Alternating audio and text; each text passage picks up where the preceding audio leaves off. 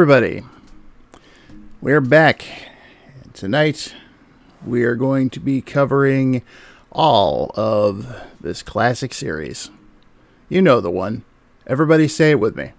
Ninja Gaiden! Ninja Gaiden! All right. So, as always, tonight we have with me Mike. You, what up? And also joining us again is Kate. Hello. And coming back for another show is Great White North, Jay. You still there? You still there, Jay?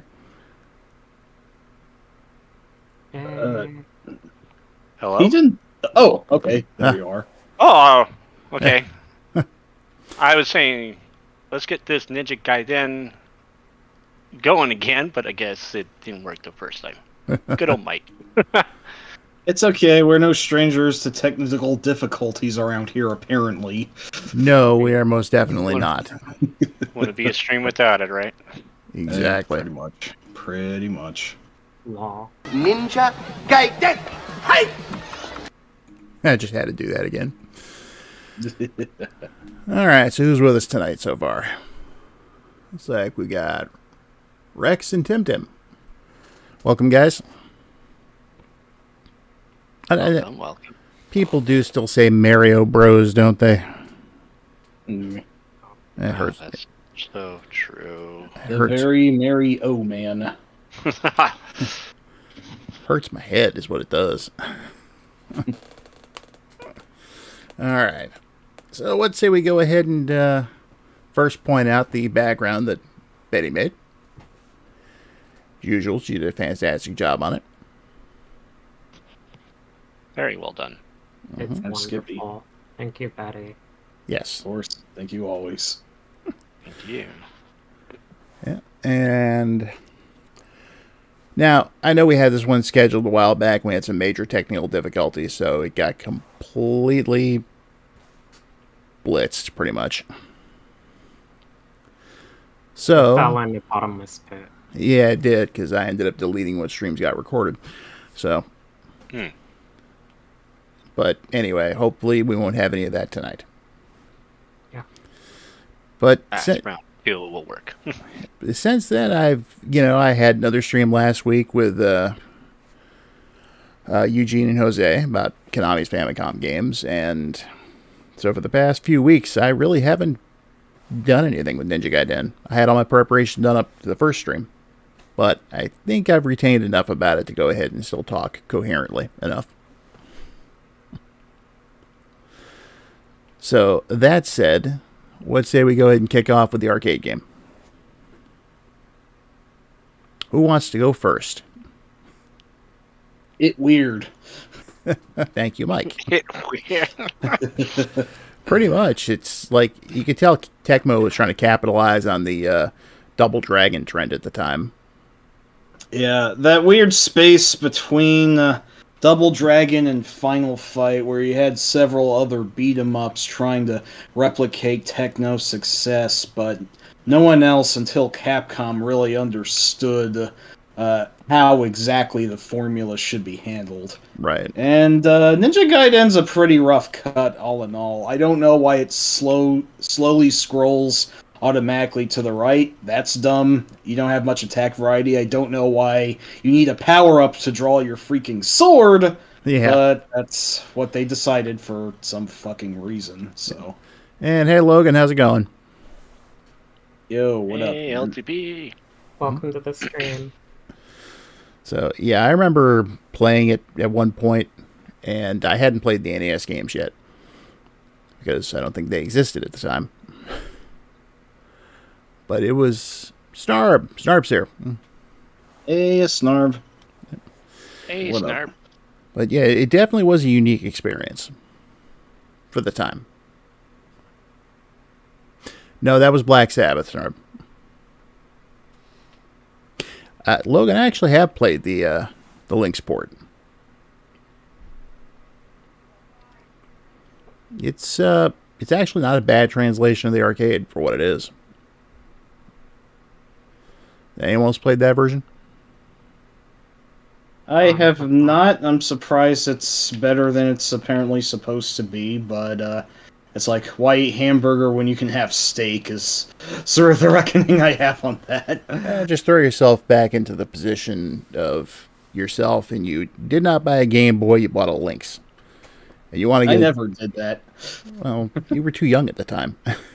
I did grow up with a Game Gear, at least. I had one of those too, which there was a Ninja Gaiden game there too we'll be covering later. That is true, yes. Indeed. But there weren't exactly a lot of good games for the Lynx. So Ninja Gaiden was one of the few possibly must-owns for the console. The little color handheld that tried and was mercilessly crushed under Nintendo's iron boot. Yep, pretty much. Yeah. That's gaming history in a nutshell, really. Yep. Yeah, at least Sega gave them a run for their money with the Game Gear, but even that was basically trash, you know? Alas. Because everyone loves spinach green pictures. It has a charm to it that I appreciate. And we will be talking about a Game Boy game later in this roundtable. Yep, and Logan will also be covering the Master System Ninja Gaiden. So I think we all have a lot to say about that one. Yes. It good. Very interesting one. But yes, back to the arcade game. This was way before they even really knew who Ryu Hayabusa was. I don't even know if he was even named Ryu Hayabusa at this point. All I know, he was Ninja in USA. Yes, I was going to say, the only semblance of story you get is Ninja in USA. And then, your ninja may be named Ryu or not, kicks ass through, like, a cityscape, a street, Las Vegas, apparently, the mountainside. You're apparently fighting this cult based on Nostradamus, which you only get indication in-game because his image appears, like, twice, and, I don't really know what's going on. I'm not sure why you fight sumo wrestlers, the Road Warriors, and the final boss is basically Shao Kahn before Shao Kahn, and he has a giant corpse hanging next to an ass drawn in his lair. That's a lot of words to spit out, but it kind of makes sense if you see it, and yet it doesn't really. This game's fucking weird. Yeah. That's kind of like... That would lead to sort of a recurring trend with the Ninja Gaiden series as a whole, where a lot of the games in the series just throw all sorts of random enemies at you, from like regular humans to like monsters to random animals like wildlife, and all Or of even them robots. absolutely hate the ninja that you're playing as and want to kill him. Yeah, that's fair. Like, pumpkin we'll heads. just throw everything at Ninja or Ryu. Yeah, Ninja, Ryu, it's some name. Right. I will. You also get to have a player 2, and interestingly, he's player 2 is more or less the same color as the Phantom doubles that Ryu gets in the NES too. So It might have been an homage. possible, yeah. Possible. Yeah, well, I had fun with it for a little while. I still fire it up every so often to play it. I don't think it's bad. It's just it feels like you're kind of fighting an uphill battle. Your basic combo sucks, so you have to rely on that jump flip throw a lot. Mm-hmm. And again, like I said, I don't know why you slowly scroll to the right. That gives me bad flashbacks of some of Super Mario Bros. 3's more dickish levels. Yeah, stupid. I thought you'd auto-scroll. appreciate me saying that, Rob. Yeah, I do. I do think what this game puts forth, it was kind of a rough draft for another better beat 'em up that Tecmo made by the name of Tecmo Knight or Wild Fang. That one's overall much better than this one, and also incredibly bloody. But I agree with Rob. This one's still reasonably fun for what it is. Soundtrack's great, I'll say that. But it's a very odd place for the series to start, and most people who have likely started on the NES game, the NES series, and probably didn't even know for a while that this one existed. Except I did, because it was actually one of the few arcade machines in a local pizza place when I was like 4 or 5. Yeah. So Pizza place, that's interesting. yeah, Hey, it had Zap, that welcome Street in. Fighter. What? Sorry, what? Oh, we got Zap in the chat. Zero. Hi, Zafira. Yeah, it had that Ninja. It had Ninja Gaiden, Street Fighter 2, and some other game that I want to say is a shoot 'em up. I don't really remember, but yeah. My local pizza arcade was interesting, I can tell you that. I think it had Bottom of the Ninth, Carnob, Blasteroids, Metal Slug, Metal Slug. and a couple other games I can't think of. Definitely an interesting set of games, that's for sure. Yeah. Oh, Another boy. thing about Ninja Gaiden in the arcade that I find really unusually extreme is that game over screen. Oh, that's probably. we were definitely going to talk about that. Yeah. That's quite the yeah. If anyone knows anything about this game, it's freaking that. Where Uh-huh. not only is it horrifying enough that Ryu or whoever Ninja in USA is flailing his head very much in fear at the buzzsaw just gradually dropping down on him, but there are these weird, bizarre, creepy demons all staring at you, and nowhere else in the game do these weirdos appear. That seems a little more on point for what the NES, for the enemies the NES games would have, but here it's like, is Ryu having some sort of fever dream or something? Like, what the hell is this? Well, it's funny because his first is like, no, no, no, no, no, no, no, no, no, no, as the countdown goes down. Yeah, exactly. And Brandon's in the chat, too. Hi, Brandon. Hey, what up? Hey, Brandon. So, yeah, like someone made a Lion King game where Simba hanged himself, or Timon dug himself a grave, or Oh, Pumbaa Jesus jumped Christ. into a boiling pot of water. Jesus Christ. That reminds me of this Felix the Cat bootleg game. Oh, that no! was a really grotesque game over screen. Oh, yeah, you do mean tell. Het. Furious, yes. Yeah, so in this bootleg Felix the Cat game, if you die, you see this artwork of Felix tearing his face in half off of his skull and exposing his skull. I have to see this. That's hilarious. Yeah, I'll show you later. yeah. Remind me to. Hell, I'll look up the video now and we'll prepare for you after the stream's over. Oh, but yeah, so it was definitely a first attempt to doing a ninja game by Tecmo.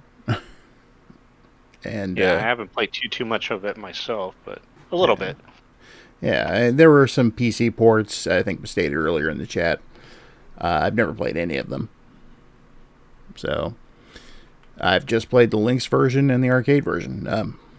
What about you, Kate? I did not have the chance to do so. Ah, I've played the arcade game a bit. I remember getting it on the Wii Virtual Console. It was one of the few games that came out for that service at the time.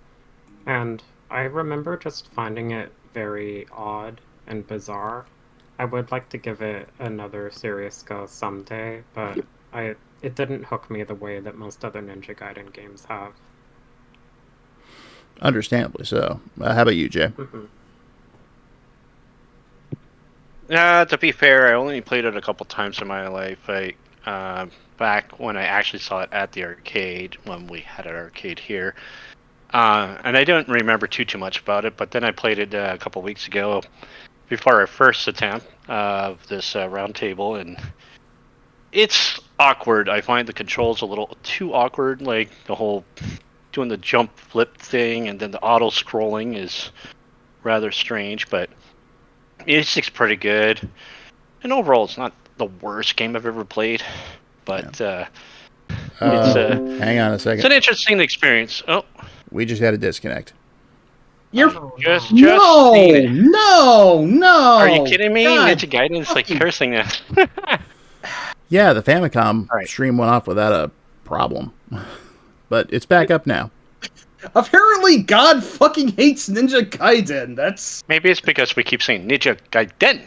uh, We should say it Gaiden. I don't know. No. No, I'm fucking kidding. I'm Ninja kidding. Gaiden. uh, Hey! Hopefully, it's just a Internet minor quality is glitch. just going ninja got him. Yeah, that could be. So we're going Yeah. to blow through the rest of the games in the next 10 minutes and call it over. fantastic. Fastest roundtable ever. Yes. And don't forget the arcade game was also included on, what was it, Ninja Gaiden Black? I think so. Yes, yes. Oh, Yeah, okay, Black I didn't was realize the that. enhanced re-release of the first Ninja Gaiden DMC-esque action game by Itagaki and Team Ninja. The original version actually had the Ninja Gaiden trilogy, but unfortunately it was the SNES port, so I feel like including the arcade game something of a side grade because that one's much rarer, and honestly I might play that above the SNES trilogy because I don't know why those ports annoy me, but it's interesting how that worked out anyway. Well, there's plenty of reason those the Super NES ports annoy me, but we'll get to that later. Oh yes. Yeah. So let's just move on to the NES game. One of my favorite games of all time. The centerpiece of the stream, arguably. So Yes, It is definitely a great game. very true. In fact, I think it's been referred to as like a faster version of Castlevania, or a fastervania. Hmm. Interestingly enough, I believe I actually I played like it. that term. Yeah, I actually think I played it before I played Castlevania. Same here. Oh, wow. Okay. I remember a friend of mine had rented it right before we moved to Florida back in '89, and I didn't think too much of it at first, but I got into it later. But they took the basic concept from the arcade game and just totally blew it out and made it a different game, and well, we all know how it turned out. So, Kate, you go first on this one. Okay, sure. So, Ninja Gaiden for the NES is, as you said, very Castlevania-esque. So, what that means is that it's a single plane, I guess, like single plane as in you move left and right and you don't move forward or backward into the screen at all. So, there's no Z-axis. And it's a very fast-paced action platformer where there are quite a few enemies to contend with and quite a few bottomless pits. Like Castlevania, you can use a special weapon that you have equipped by holding up and pressing attack. And you also can gather special weapon energy, which serves as ammo for your special weapons. But where it starts to differ from Castlevania is, as mentioned, the faster speed of Ninja Gaiden gameplay, and the fact that you have a lot more freedom of control. You can run much faster, and you don't have a limited jump arc. So one thing that stands out about Castlevania is that you are jumping and you cannot change the trajectory of your jump in midair in Castlevania, but in Ninja Gaiden you can do that. You can have quite a lot of control, not infinite control. So if you jump in Ninja Gaiden, you can move forward at full speed, but if you try to move backward in midair, then you'll move a lot more slowly. So there's still a bit of like trajectory to contend with, but all in all, it's, I think, pretty engaging. And when you take that into account, along with stuff like the wall climbing ability that Ryu has, I think it makes for a very intriguing platform experience. So you can grapple onto walls in Ninja Gaiden, and generally you can't like climb up a wall unless there's a ladder there, but what you can do if there's no ladder is you can jump back and forth between multiple walls, or even jump back and forth across the same wall in order to scale it that way. And that's a very interesting mechanic, and I really enjoy that. It's probably the most iconic feature of the game to me is the way that wall jumps work, and I really adore that quite a bit. It's really fascinating, and I love that they pulled that off. Yep. And also the fact that they really blew out the story, created the first Tecmo cinema, which was Oh, something yeah, that we really definitely. hadn't seen at the time. Yeah, it was very ahead of its time in terms of presenting. Like, there were definitely story-based games in the medium prior to Ninja Gaiden, especially on computer platforms. But for a home console, seeing an action game that also had cinematic story sequences before and after each stage and in the intro, it was really something that people weren't used to seeing. Mm-mm. And it would help pave the way for a lot of games today, where oftentimes, even if you're playing an action game, there'll be a story and cutscenes. And this helped pave the way for that. That's true. So it was because of Ninja Gaiden that we later got, games like Uncharted and Metal Gear Solid 4. So this game's bad. No, I'm being a dick and I'll shut up forever. Mike, you know I only have one thing to say about that, right? I Wow. was expecting that. Find that at the same time. Very nice.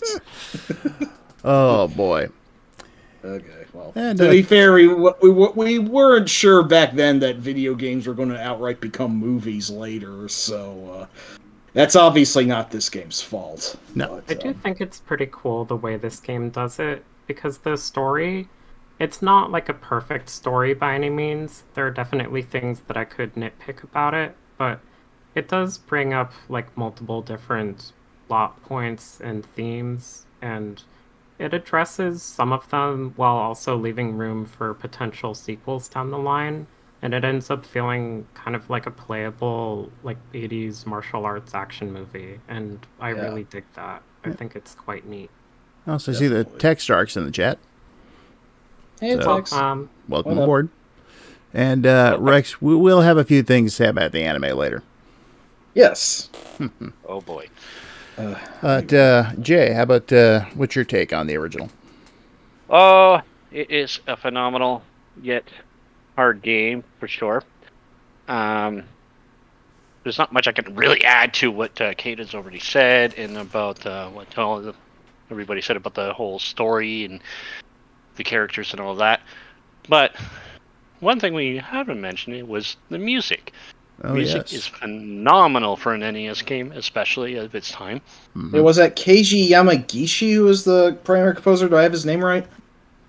I don't know.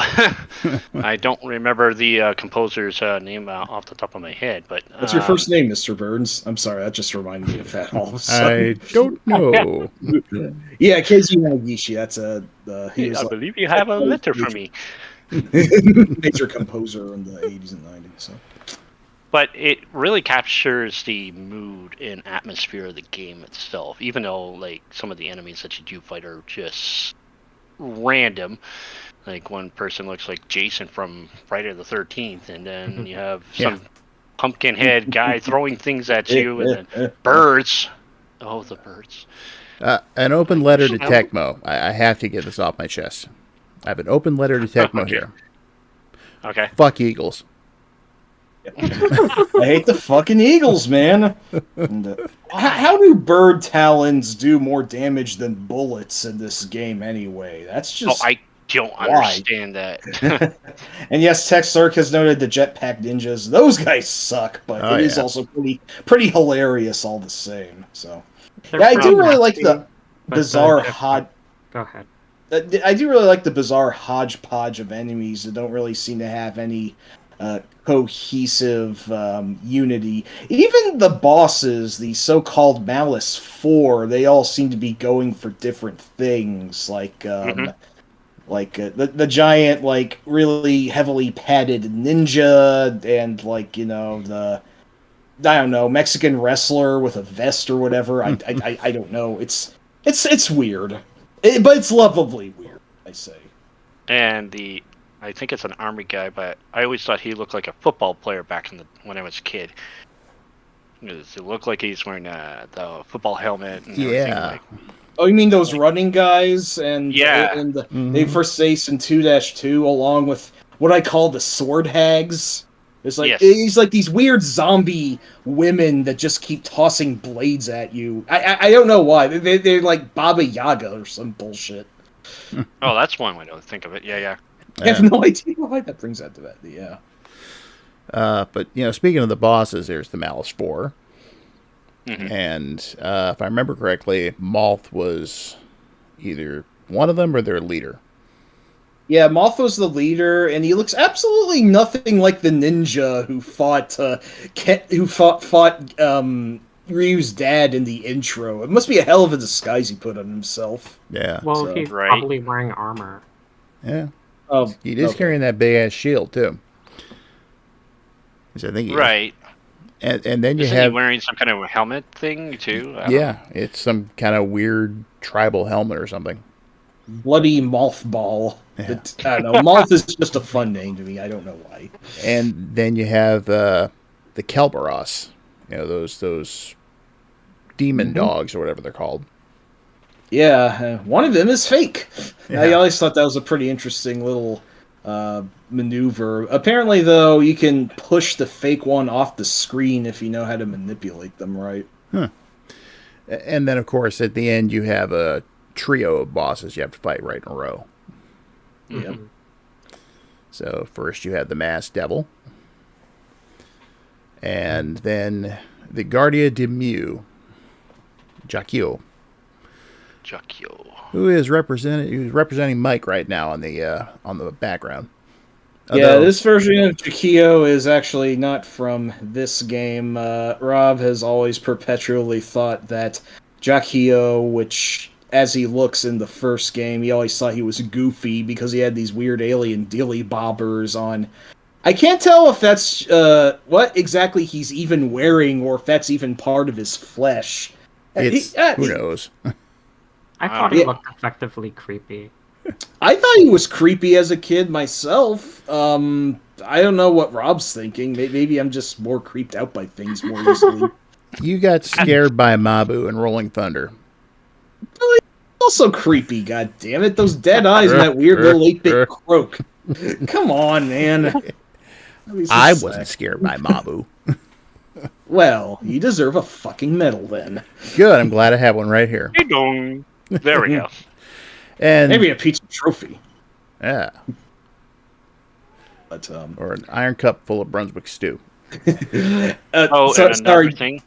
Yeah, Oh, go ahead, Jay. No, Jay, I was talking over you. Go ahead. It's all good. I was going to say the other thing that we haven't really brought up is the final stage. Oh After. dear God! Yeah, before we get to the final boss, let's talk about that. Yeah.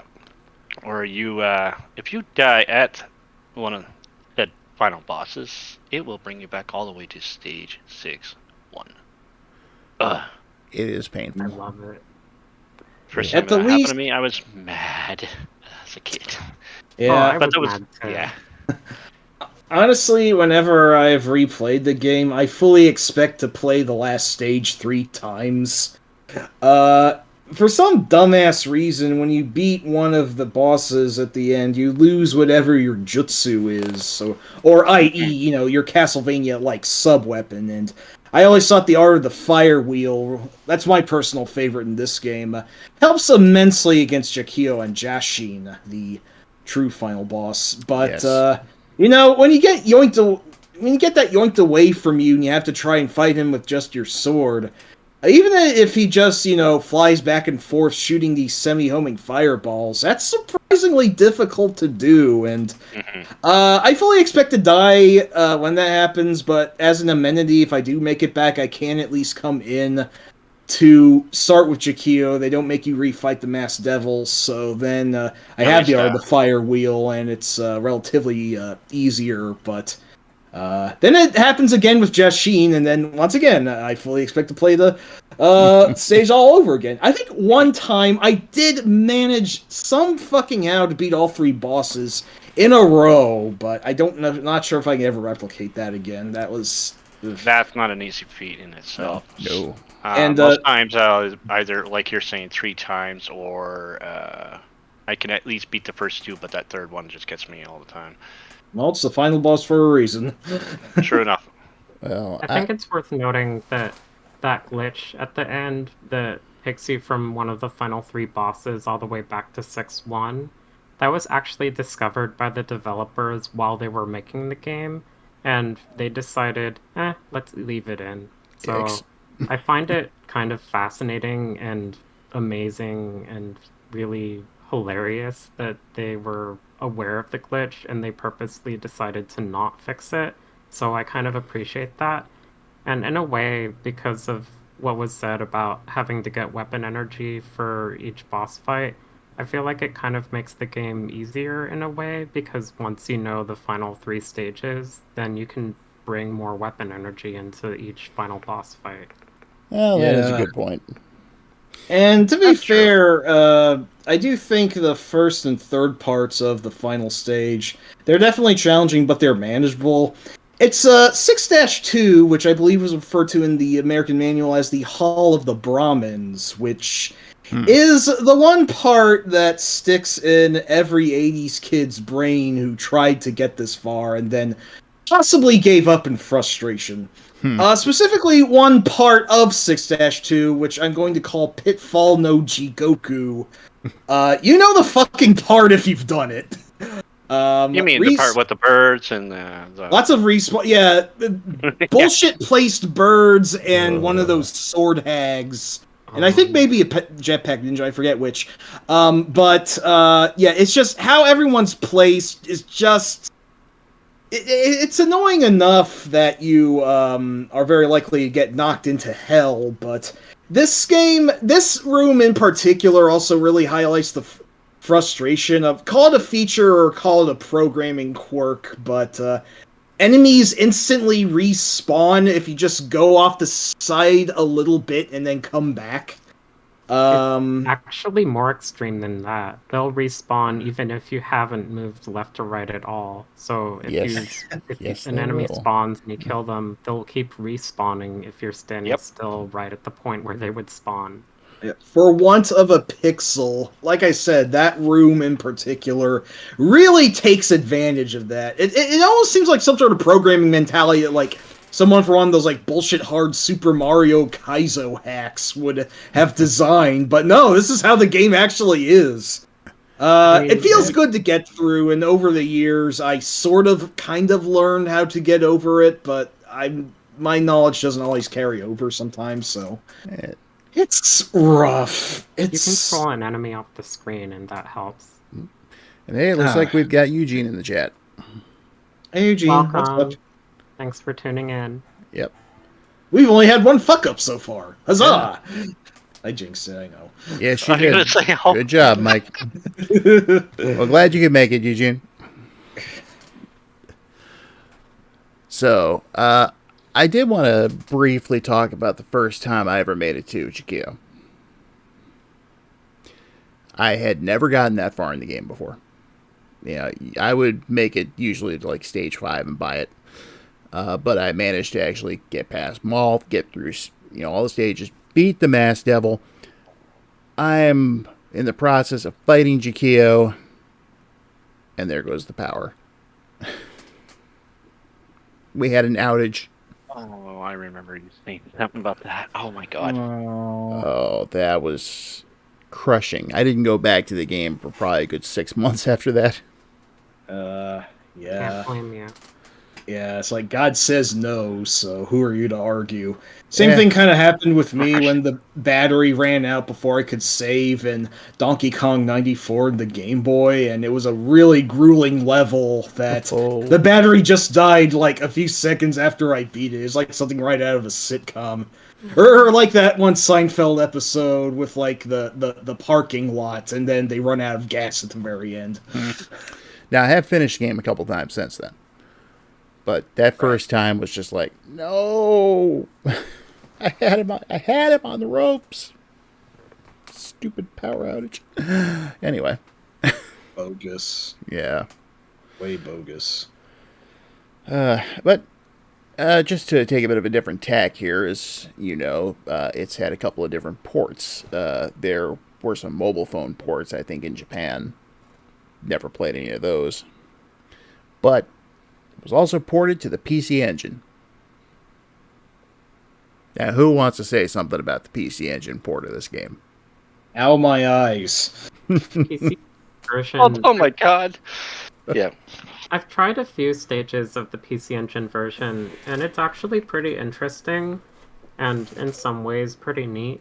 But it does have that one glaring flaw with its presentation, in that the parallax scrolling is some of the worst that I've ever seen in a game. It's right up there with East 3. And that was a CD game. Yeah, that scrolling is why I prefer the Genesis version of East 3, and also I prefer the NES original of Ninja Gaiden, as it were. At least the PC Engine version made Jackie-O look legitimately creepier. They gave him, like, evil glowing red eyes and even a darker tone, so Yep. there's that. But admittedly, when the game doesn't have parallax going on, it doesn't look terrible. In fact, that's where the majority of the background came from here. So, it's a little more colorful than the original NES game. And it looks great in still shots, just when it moves. It also has a completely different soundtrack, which has some neat tracks worth checking out. Yeah, some of those are alright. Yep. So, all in all, it's different. There is actually a multiple language select as well. It's like you can play it in Japanese, English, or Chinese. That's pretty neat. Yeah, you just gotta put in a code at the title screen, it'll take you to the selection. So, but, ultimately it still is the same game. I've always felt that the controls feel a little off to me. It's like they didn't quite get it as tight as the NES game was. Yeah, I don't know how much of that is the scrolling also warping your sense of perspective, but I could buy that. No, this happens in the stages without the scrolling too, so. That's a shame. And we have Mazen here. What's going on, Mazen? Mazen? Hey, what up? So, but yeah, so it's okay at best, I'd say. That said, let's take a bit of a detour for a couple of minutes. There were a couple of spin-offs based on the original game, too. One of which was the Worlds of Power novel. Oh, no. Oh, yes. You could tell it was basically dumbed down for younger readers. And get this, they used the same artwork from the front of the NES game, but they airbrushed out his weaponry. So it looks like he's kind of holding up a fist, kind of awkwardly. Bro fist. Yeah. That's like when the UK was really all about censoring anything to do with ninjas for some reason. In fact, in the UK, the game was called Shadow Warriors. That is true, yes. Yeah. But the book is better than some of the other ones that are out there, looking at you, Simon's Quest. But it's like, nobody heroic dies. His father even makes it through it. And it's a weird one. And hello, Carla. Thanks for coming in. Welcome. Hi, Carla. So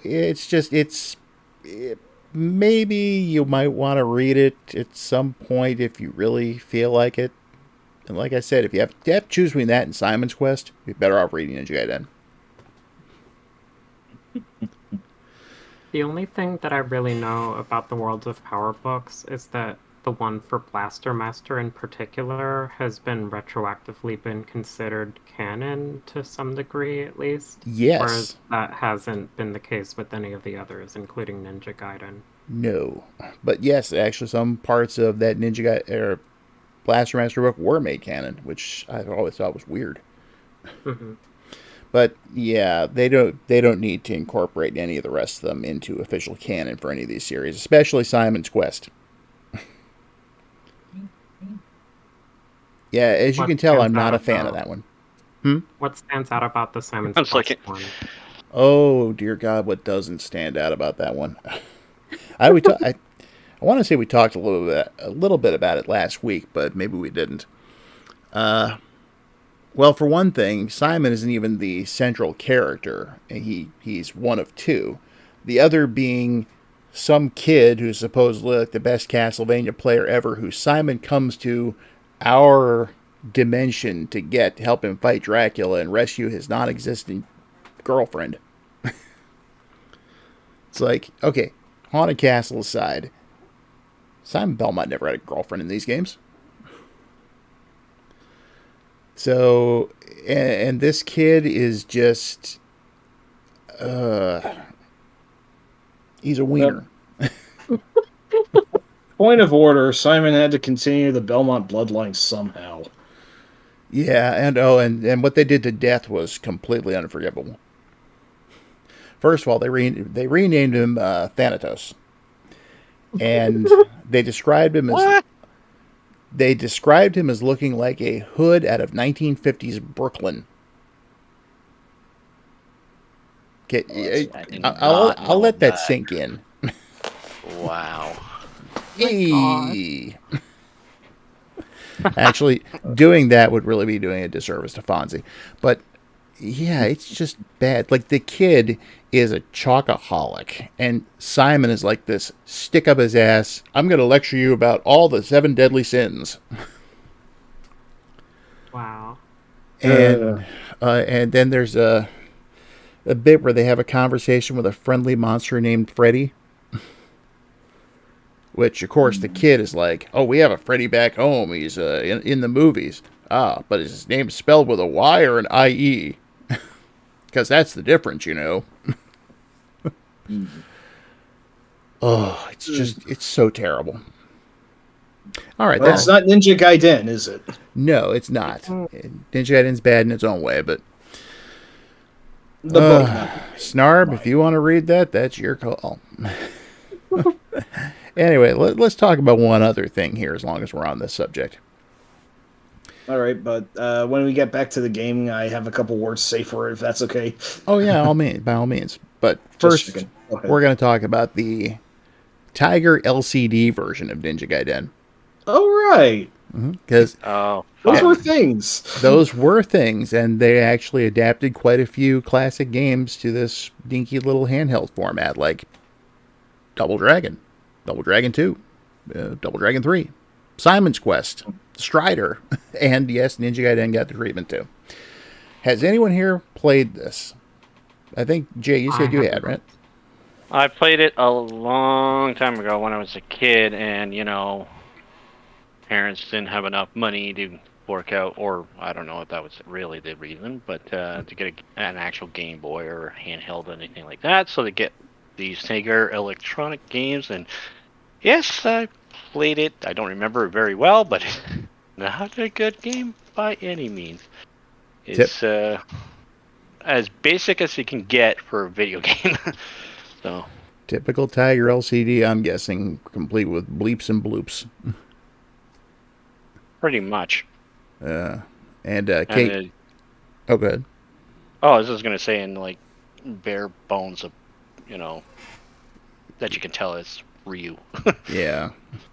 Kate, you were going to say something?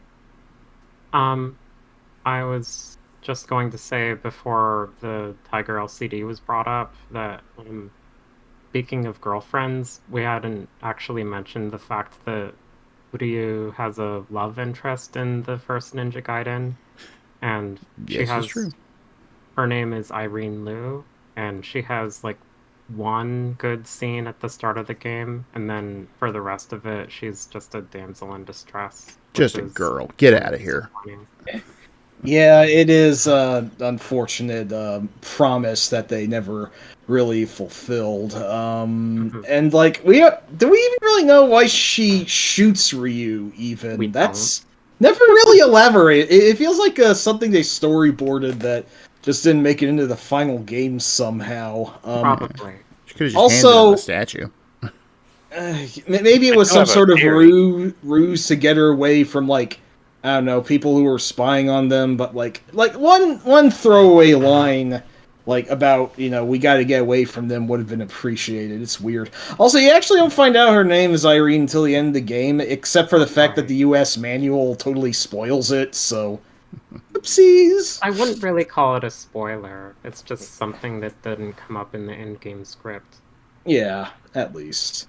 And also there's Walter Smith, who looks like Santa and belts out some exposition before the statue gets stolen and he gets killed. Spoilers. And then there's Foster, the CIA agent, who the music that plays for his cutscene is a really cool track, I always thought. But It is. he tells you all about Jakio, which is a weird name, and I'm pretty sure it's a mistranslation of Jaki-O, which is like King of Demons in Japan or whatever. And his other name is Guardia de Mu, which, what the fuck does that even mean? Can someone tell me? I don't know. I mentioned earlier, I've known about it ever since I played the game originally. I still have no idea what it means. Yeah, I got nothing. But yeah, just filling in the little story bits and bobs. It is a fairly straightforward story, all things considered, good versus evil and all that, nothing beyond it. But that they even put the effort into enriching the idea of storytelling for its time was already a very cool and interesting step forward for where games would go. It's like, it felt like kind of like a reward for beating a stage. It was this hard thing you overcame. Now you get to relax and see what happens next. Yep. Although I also appreciate you could also skip the cutscenes at any point, which is ironically a place where video gaming went backwards in later years, which is just terrible. But, Time. The thing that I Yeah. really value a game doing is letting you pause the cutscenes. Yeah. yeah, I really like that games allow you to do that now. Totally. Hey, time out for a sec, guys. Hello, Sharon. Yes, we can see your messages. Yeah, you're good. Hi, Sharon. Hello. Welcome. So, all right. And so for those who have just popped in the past few minutes, if you couldn't tell already, we are discussing... Ninja Gaiden. Hey! So, Hey, did the thing again. you darn right I did the thing again. I'm going to use it every chance I get. So, any closing thoughts about Ninja Gaiden at all? I first beat it when I was 15, and it felt like a really awesome thing to do.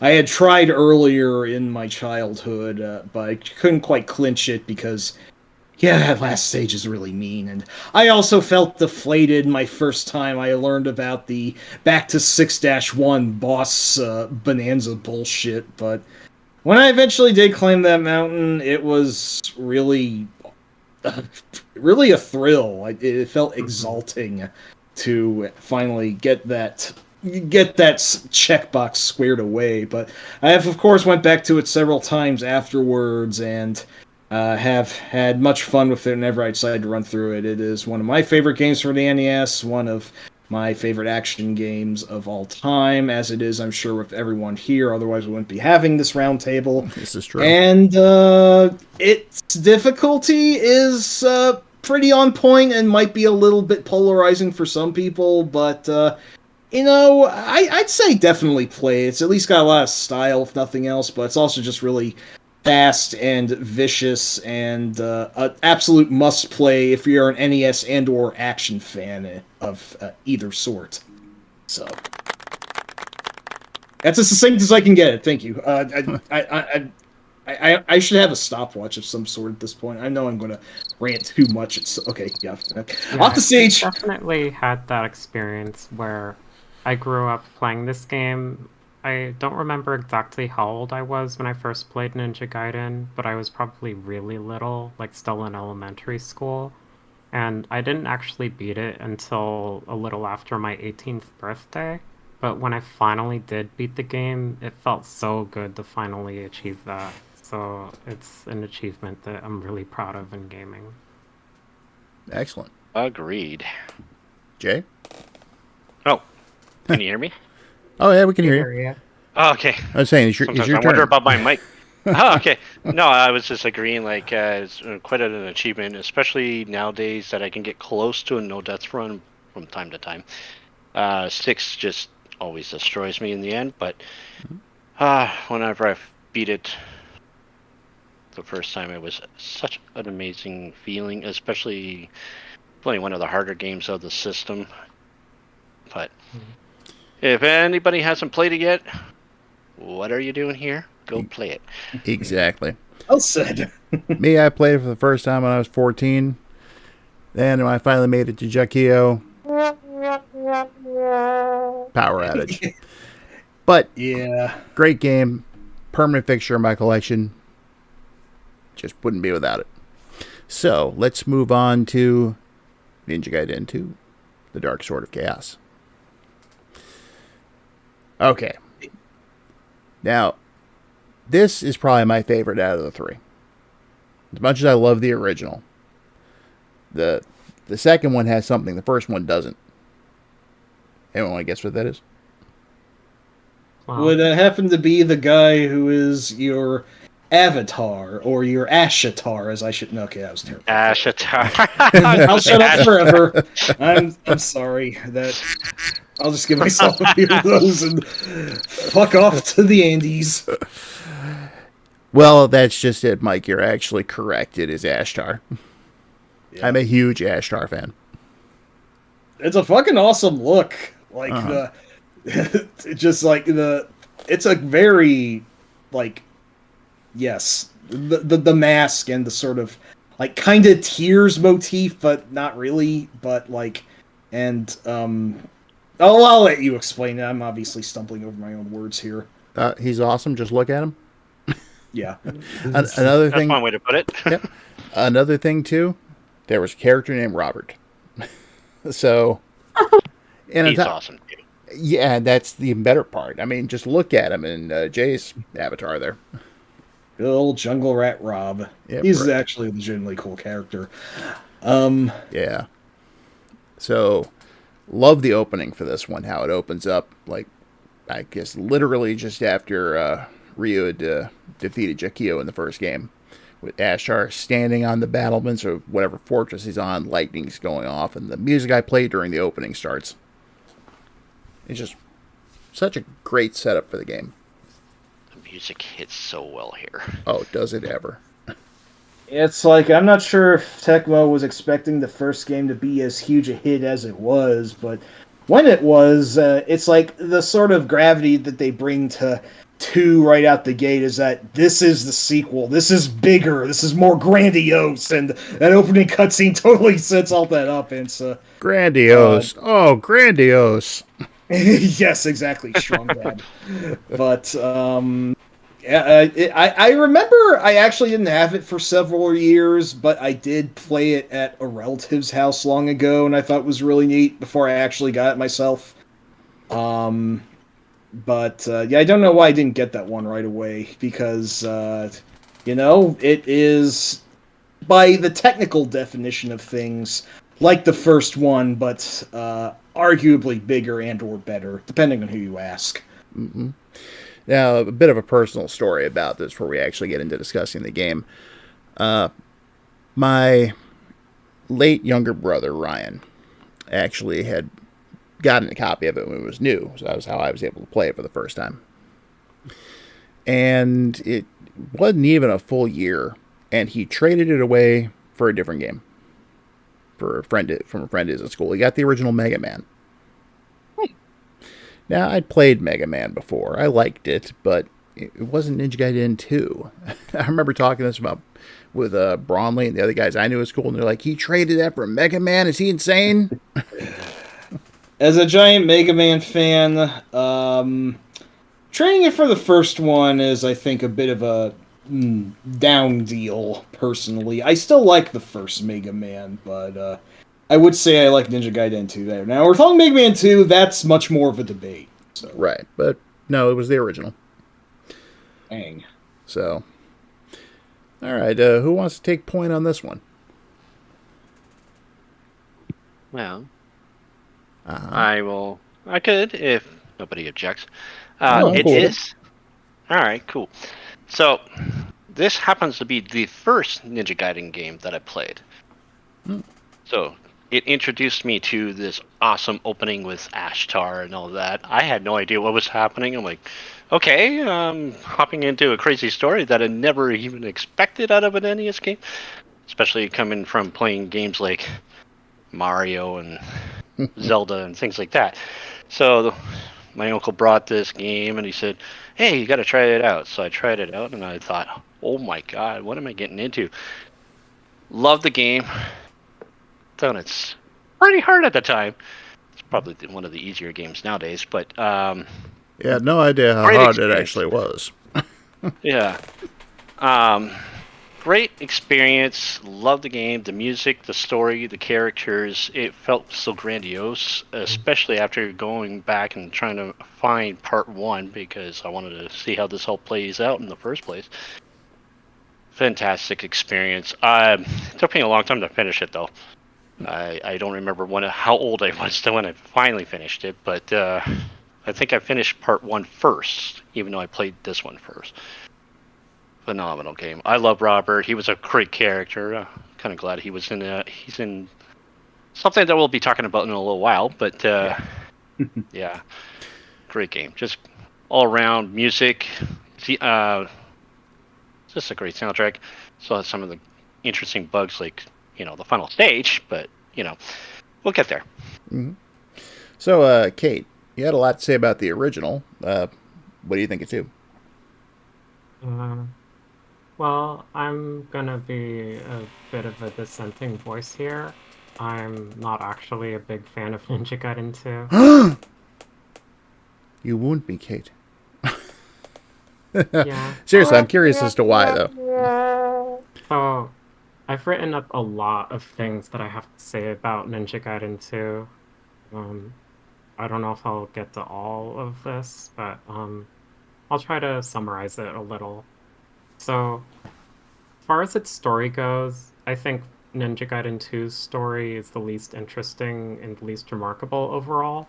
So, the first Ninja Gaiden had a few different things going on in its story, and then eventually, towards the end, it becomes kind of a damsel in distress story. But here Admittedly, it feels, yeah. yeah, that's actually my biggest problem with the story. They really shortchange Irene. Yeah, in Ninja Gaiden 2, it feels like they leapfrog over to the damsel in distress part as soon as possible, and then that's the bulk of the story, so it's just not as engaging. There also aren't as many, like, moments during the cutscenes that really stand out as exciting. Like, it felt like every single scene in the first Ninja Gaiden had at least one bit that was like really exciting or intense. Like whether it's the opening that when you turn on the game where you see the ninja duel happening and the flashing as the swords strike each other in midair, that's really exciting. Or like when you're talking with Walter Smith and then suddenly a thief Sorry. breaks. What? That was an alarm on my end. Continue. Yeah, so when you're talking to Walter Smith and then a rival ninja breaks into the cabin and steals the statue And and now runs I've away. got it. Bye, friend. This is a pretty great bit. The way that the music syncs up with that is really exciting, and it's like the perfect way to get the player excited for the next stage. But Ninja Gaiden 2 doesn't really have nearly as many interesting moments in its cutscenes along those lines. I feel like I do acknowledge Robert is a cool character, but beyond that, I don't think there's much else going on in the story that's really all that interesting or remarkable. So I find that a bummer. It is probably the weakest part of the game, despite how awesome Ashtar is. One thing I Yeah. do want to say about the cutscenes, though, is I love how in the first cutscene they totally flipped the script on the first cutscene from the original game. You know, when Irene shoots Ryu. That is cool. Yeah, it's just that, like, when Robert pulls out the gun, shoots, you see Ryu, and then he's still standing there. He kind of glances to his left, and there's the first boss. He goes down. It's like, well, that was unexpected. Nice. Yeah. I do appreciate that sort of self-awareness on the developer's part.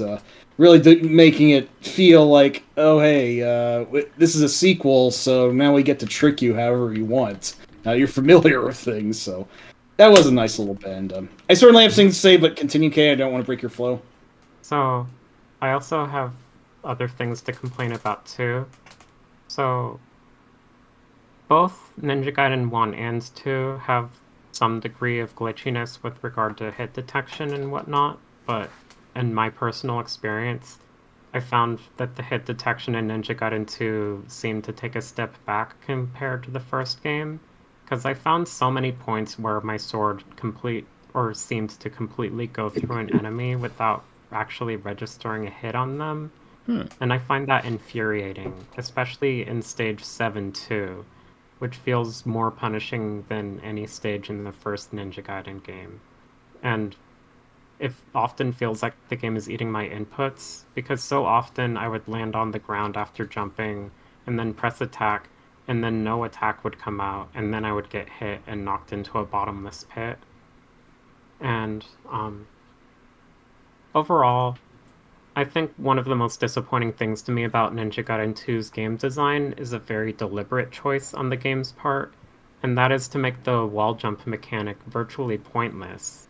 Because the first Ninja Gaiden had that really cool wall jump that not many other action platformers had done up to that point. And you could jump back and forth between alternating walls, or jump up over and over up the same wall.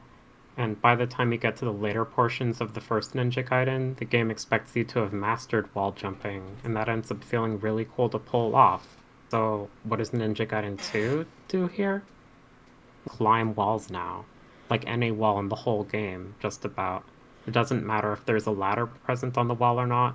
Ryu can climb it, and that's that. In the first game, you needed a ladder in order to climb upward, and they were placed in a way to both guide the player as well as test the player's skills when a ladder was unavailable. So, what purpose do ladders in Ninja Gaiden 2 have? Oh, they just tell the player, hey dipshit, climb this wall to get to the next screen. Don't climb that other wall because it's not going to do anything for you. It just feels to me like Ninja Gaiden 2 misses the point here, because it takes a really fun mechanic from the first game and says to the player, oh, don't worry, we're not going to make you have to learn how to actually use this fun mechanic we designed for you to master. Just go ahead and climb everything normally now. It feels like I learned the wall jump mechanic in the first game for no reason, and it feels like a missed opportunity. It could be possible they were listening to feedback from players, you know. Maybe. So, also, I just noticed Q's Meow is in the chat. How you doing? Welcome. Hey, what up? Hello. So, sorry I didn't see you earlier. But, all right, Kate, you've intrigued me so far. What else you got? I also feel like the stages in Ninja Gaiden 2 feel a bit over-reliant on gimmicks to throw the player off, whether it's rainy wind that randomly moves the player in one direction or another, or a dark stormy night that makes the player rely on lightning to illuminate the platforms they need to jump across. I feel like that hurts the game's pacing at times, and forces you to not be able to zoom through stages even if you know what you're doing. And I feel like that, in conjunction with the wall climbing, serves to make Ninja Gaiden 2 feel a little less unique and a little less remarkable as a platformer. Like, to be clear, I think Ninja Gaiden 2 is not a bad game. I still think it's fine, but it's pretty solidly my least favorite game in the trilogy. And I'm not a huge fan of the soundtrack either. I do think it's a step back from how aggressive the first game's soundtrack was. I'll agree with you on that one, too. So I do like the soundtrack, especially the, like we've said a couple times, that very first piece of music that plays, and there's some other really good themes in the game, but yeah, the original game did have a little more aggressiveness to it. Yeah.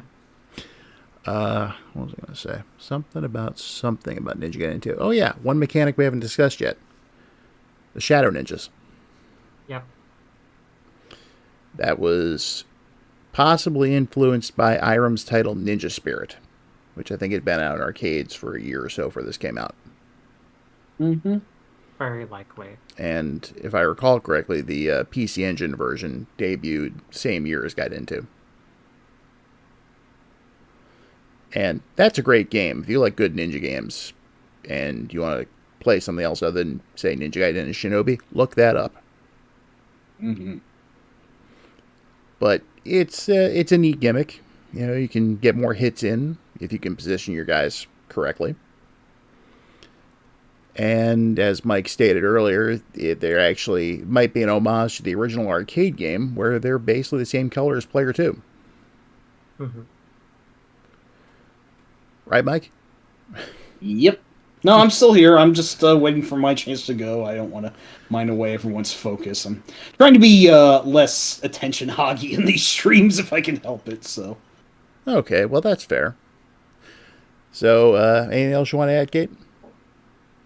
Not that I can think of. Okay. I feel like I've said plenty on this game. You're up, Mike. For a while, I considered 2 to be the best of the trilogy on the NES, but playing 1 and 2 next to each other with more scrutiny has made me realize I think I ultimately do like the first game more. And this isn't usually a complaint of comparison that I make a point of logging in on games because I feel like it makes me kind of sound elitist when I say something like this, but 2 does feel like it has a bit less balls than 1 did. It is the easiest of the 3 NES games, arguably. Well, it's easier in the first one at any rate. And at first I thought that was a good thing because of how crushing the difficulty of the first game could get later, but playing the 2 next to each other, I think I ultimately found the first game to be more memorable, possibly due in part to how brutal it was, and despite, what it did for its last level, or maybe even because of it, I really do find the first game an overall more exhilarating experience.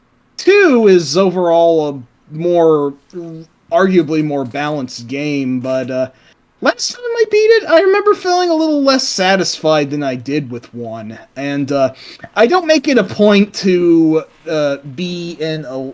Yeah, Tech Stark is saying, I loved 1's spiciness and I missed that in 2. Yeah, I actually have to agree with you. I still think 2 is really damn fun for what it is. And I certainly wouldn't disagree if anyone thought this was their favorite of the trilogy, but it does feel a little bit maybe too sanitized. I kind of like 1's rougher energy, his less refined, wilder, and all that. 2 feels like, the developers felt that the first game was, maybe kind of, raw and untamed, so now we're going to refine it better. And they made a arguably more palatable product, but also one that is maybe not as exhilarating, and personally, this is just something I really came under scrutiny for, like playing the 3 games next to each other some years back. But I don't want to sound too down on 2. I probably already have. I do like it more than Kate does, for what it's worth, and I still think it's a really damn good game for how it is. I mean, it still basically accords to the formula of the first game, and that's certainly not a bad thing. The level design does have some overall neat bits in it and less cheap parts. They still do the respawning thingy, but yeah, there's some really freakish bosses here, like the giant face that belches out water and swipes at you with its claws and whatnot, and the spider guy. Oh, yeah, there's a spider guy in there. And I will say, I actually...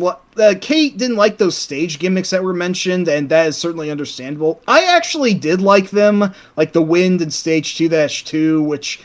Okay, it is maybe a little bit annoying to have to wait to jump over a gap when it's upwind, but I think it's novel enough, and the illuminating stage with the thunder, I do think that is a neat graphical effect, and I appreciate that only that part of that stage does it. If it popped up again later in the game, maybe it would be more annoying, but Yeah, it's I think they're pretty neat for what it is, and the difficulty does certainly ratchet up as you go on. It's actually a bit longer than the first game. There are 7 acts all in all instead of 6, and I believe you do go back to the beginning of Act 7-2 if you lose in any of the final boss fights, but that's certainly not as bad a punishment. I will have to totally agree that the story, however, is a almost universal step back from the first. Except for Robert, he's cool. Like he sort of almost becomes Brosa for you by the end of it, and I do like that aspect. Dudes rock and all And that. Ashtar is really cool too, but yeah. Yeah, on paper, yeah, but the game does kind of pull an Uno reverse card, which mines away some of his coolness, unfortunately, in the long run. And I kind of wish they hadn't done that, even if, spoilers, we do get a cooler looking Jakio out of it, and that's where my avatar is from. In my opinion, Jakio should have been left in the first game. Ashar should have been the final boss. No, I completely agree with that. Maybe if Jakio had come back this time, Ashtar is like controlling him as a puppet or whatever, which was sort of the implication that the beginning of this game's story gave off, then that would have been pretty neat. It is kind of I don't like the hijacked by Ganon thing they pulled many years before Twilight Princess named that trope, but... And yeah, they really chickified Irene. They even made her look more demure in how she dresses. And yeah, she she gets nothing to do but like get kidnapped and stabbed and whatnot. Total. I do agree with that. Yeah, the story's just like the first story is still pretty straightforward, but it had more layers going for it than Ninja Gaiden 2's did. 2 is a little less engaging, and I will absolutely have to agree with Kate on that one. Blade Runner Irene is... which one's Blade Runner Irene? Prime. And hey, Prime, how's it going, sir? Hey, Prime. I do maybe have a few mixed thoughts overall too. And one more thing, while I like the Phantom Dumbles in concept, in practice I was never really good at using them all that well. They are kind of hard to position. Like their major thing is that they allow you to toss out more sub weapons at once, which like they nerfed the art of the fire wheel that you could only shoot one, but if you have the Phantom Doubles, then you could shoot all three like the previous game. Also, they got rid of that cool jump slash from the first game that was kind of hard to use, but like was really busted. So, maybe there's less ways you can break this game, and I will also agree with Kate that maybe makes it feel a little more sanitized. I felt like I kind of dumped a bit too much on 2. Don't get me wrong, I still think it's a great game and a fantastic sequel. I like the first one more on closer scrutiny, and it is what it is. Yep. Yes, Kate. What's up? What you were saying about the bosses actually reminded me of something that Ninja Gaiden 2 does that the first game doesn't.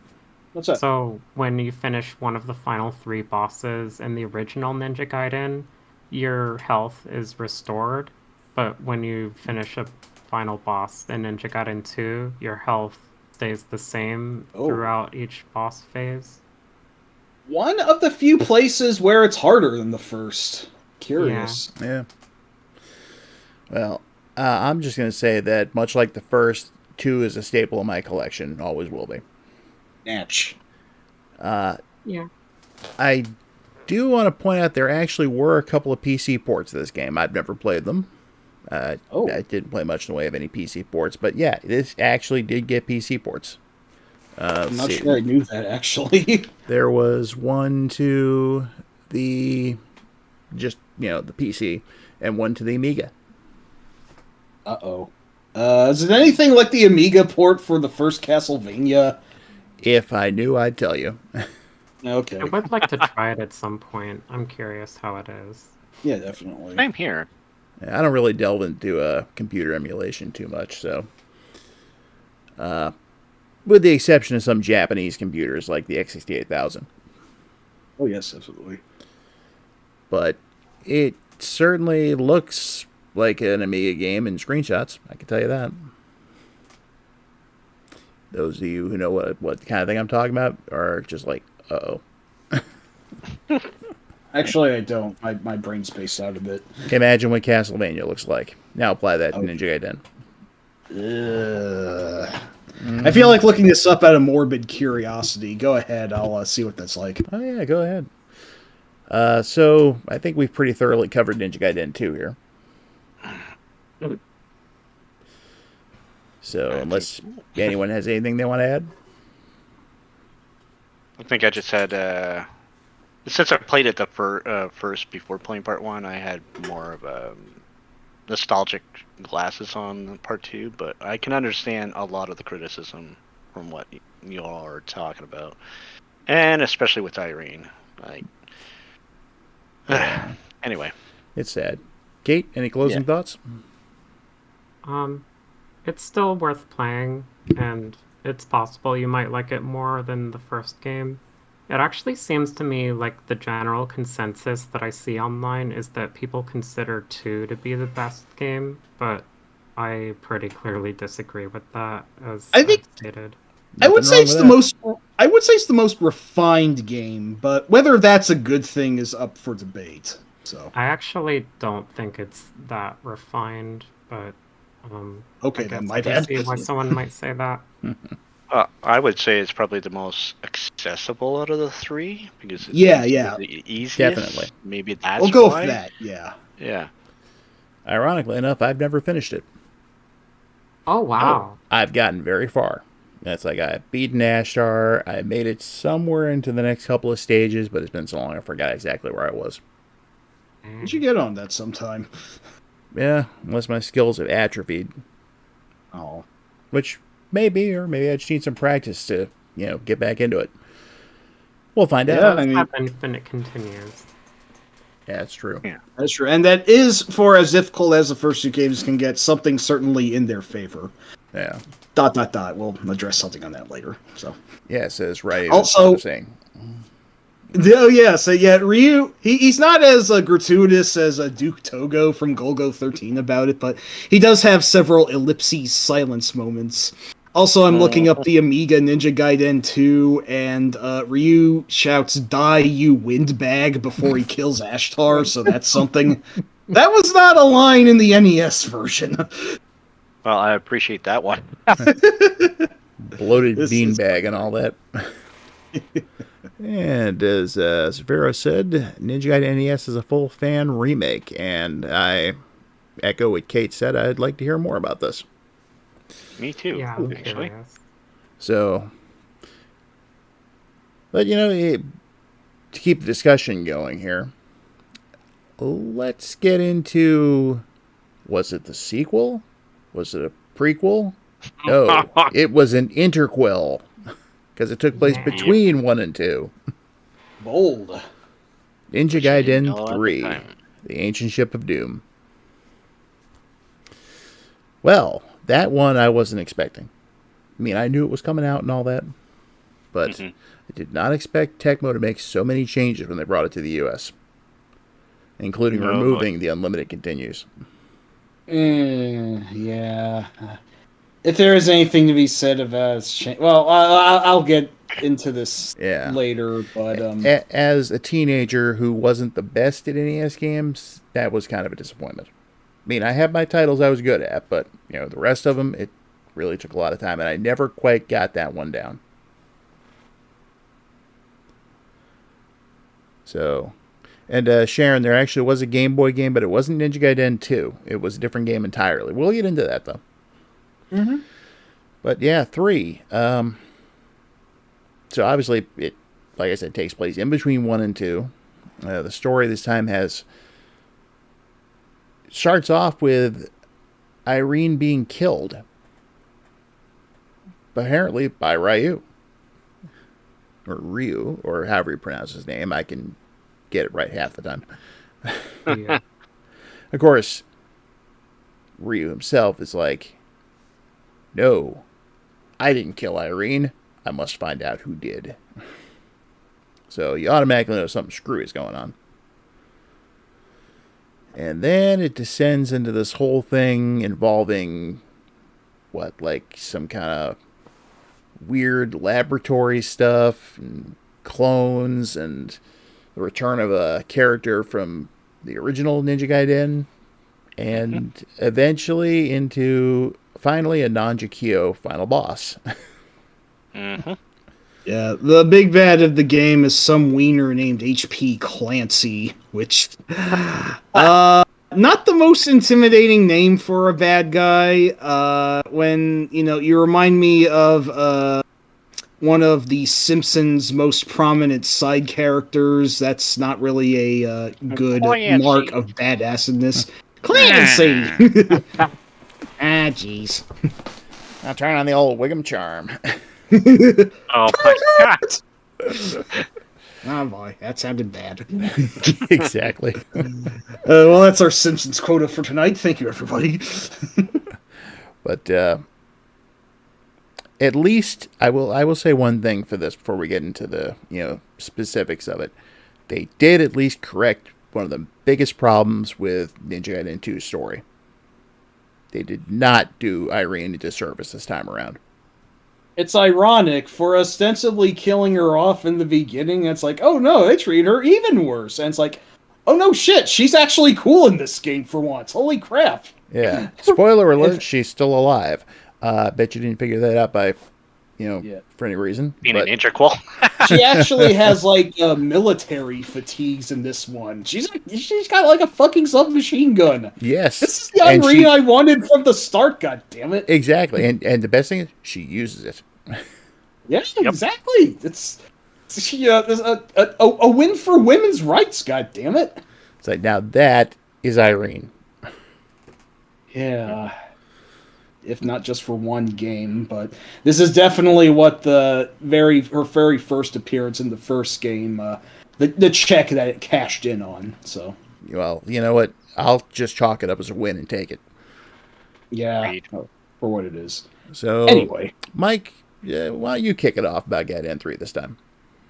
Yeah, definitely. Gaiden 3 is certainly an odd game, and I do feel something of a maligned one. It is often considered to be, like the third child in a trilogy. Usually tends to be the least regarded, I find. I think that's just sort of the automatic application that some people have to this one particular, and that is how I thought after at first, to be sure. Thinking while this still might be the least favorite of the NES games, I still think it is quite a damn good game all in all. It really doesn't change that much from the first two. If anything, it does enhance some things, because while Ryu doesn't have the phantom doubles, he does get this really neato sword power-up, which gives it more range and kind of makes it look like Strider Hiryu's Cypher, which is a badass power-up and a more helpful one, at least for my skill level with the Phantom Doubles. And that is actually my favorite thing about the gameplay in this game, is getting that sword. It is really neat, agreed. yeah. That makes it feel even more Castlevania-ish with the Morning Star, the crests that enhance the whip's length. So, and also, I really, really like the amenity, and this is something Castlevania wouldn't do until Bloodlines also, but you can actually, to an extent, but you can actually see what item is in the containers before you slash them open, so that you don't accidentally pick up, like, the wimpy-ass shuriken. In fact, I think the regular shuriken might be entirely gone from this one, but that is a really nice... Beg to differ here. Oh wait, what's that? So I remember you bringing this up a while back, how you consider the regular shurikens to be bad because you think that they're like this game's or this series equivalent to the knife in Castlevania, but there are some very clear reasons why that's not the case.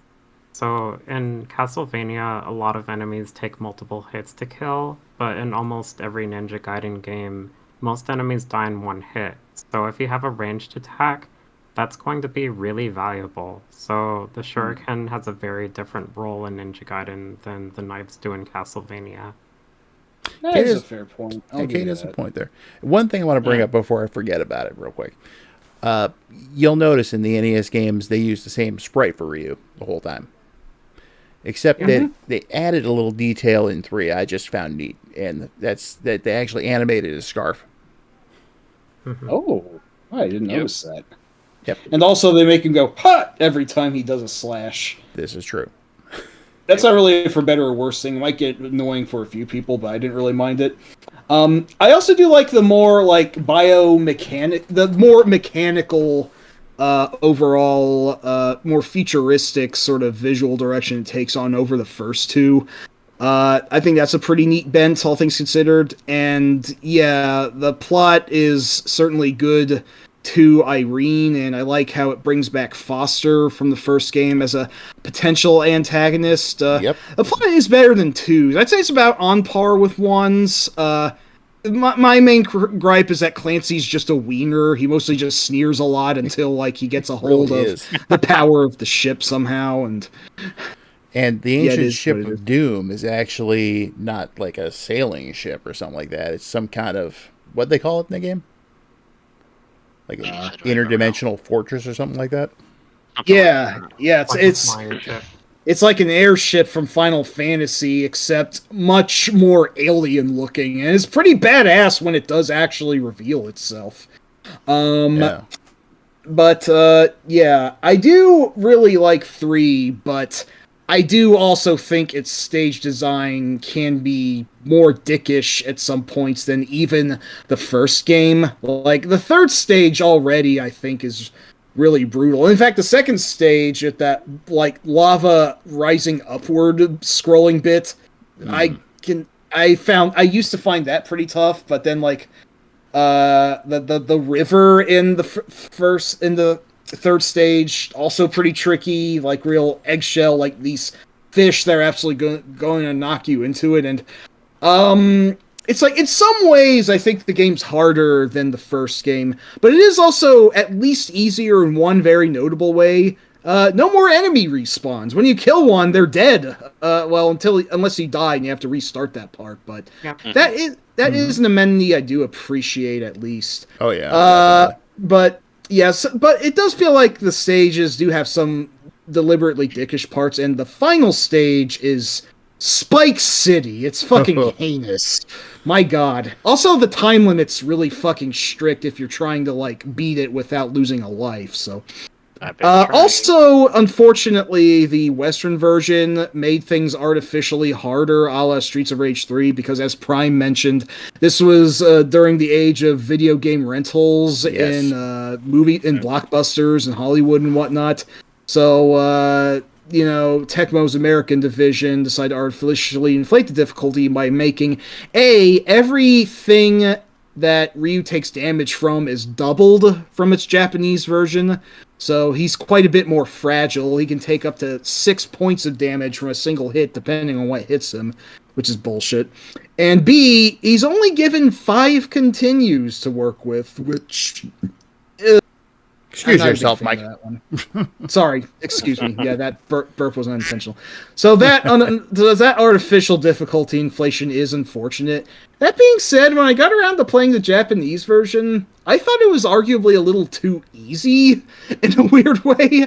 And also, the Japanese version, in addition to keeping the damage regular and giving you infinite continues, it even allows you to enter passwords for stages, so you can jump right to the final stage if you want whenever. It's a very interesting contrast. I kind of wish there was like a hack that kind of met a midway of difficulty between the three, because in some ways it's easier in the first, in some ways it's wonkier. It is an odd entity of a game, but besides some dickish stage designs and the Western version being bad in the making it harder thing, that was worded poorly. Yes, I do it was. actually like Ninja Gaiden 3 quite a lot. I'd say roughly as much as 2. I wouldn't say more, and I wouldn't say I like it more than the first, but it's a damn fun game, and I think it's one that people really slept on, especially since I believe it was released in 91, and that was when the SNES was in full swing, so this is what I call one of those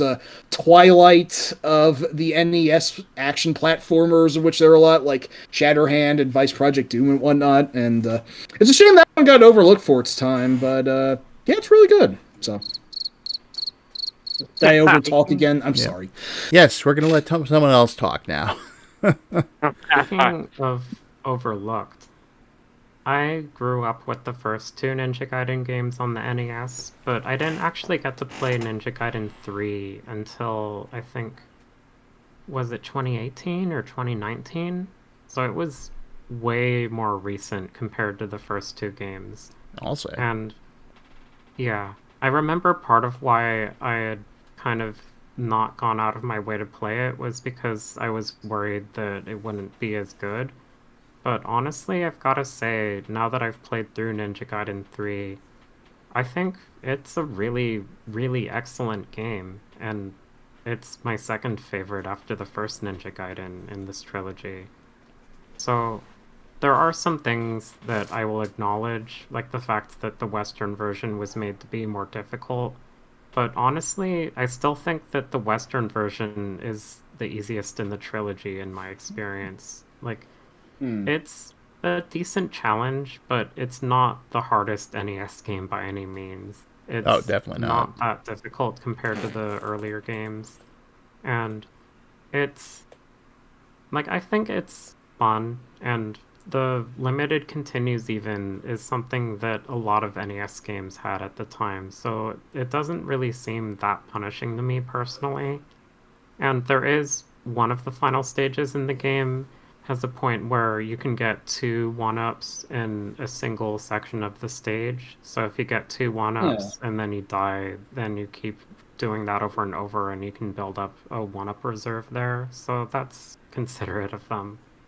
Agreed. It is right. The one-ups do respawn even if you lose, which I think is something that the past games also didn't do. So And I also like that um, the there's like a mechanic that was introduced in this game where you can grab onto bars that are hanging horizontally, and that's a neat feature that you can do here that wasn't in the first two games. So I nice a do little, appreciate that. nice a little more Yeah. Strider-ish. Yeah. Yeah. Yeah, that coupled with the sword. Yep. And I also think that the music brings back some of the aggression of the first game, while marrying it a bit with the more melodic feel of the second game soundtrack. I feel like it strikes a good balance between the two, and I liked its music quite a bit. Oh yeah, that's something I And actually yeah, wanted to talk about. go ahead. Like I've got, yeah, admittedly, aside from the first opening music in two, a lot of it escapes me at the moment. But three, I can think of a couple pieces right off that just grab me. Like the first part of stage two when you're in the desert with the quicksand. Yes. Oh my That's gosh. a great track. Love that Favorite. theme. And that I also love how they do the parallax in the background there. Mhm. Yeah, really neat. So well done. I And want to say the standout track. Oh, go ahead. well, I was going to say when you're on the river with the fish, that music is pretty cool too. It is, yeah. But what's your standout track, Mike? The one goes like da da da da da. I hung the music a bit. It's like Yes. that one is wow. That might actually be the best piece of, if not for that classic track from the first game, which also became the credits music. You know the one. Yep. That one from 3 might be the best music in the series. That's just a really fucking good one. It's up there, yeah. Yeah, defos. What about you, Jay? What do you think? Well, I'll probably be the outlier, but it is my personal favorite of the series, even though I did play it much later than the other two. Cool. Not as late as Kate, but I did play it well in the early 90s. The game was at the time probably the hardest because of the whole limited continues, but as the years went by, I practiced a lot more of the game, and I can almost beat the game without dying. The Western version. That Nice. last stage is so hard to do, though. You have to know exactly how to do everything in that because there is no time boosters whatsoever. The Japanese version does. I can beat that without dying. Music's fantastic, especially the standout for me is stage 4. Beautiful music there. I love the sword technique that you were mentioning earlier, Mike. You mean the one I that makes wish- you the Strider sword?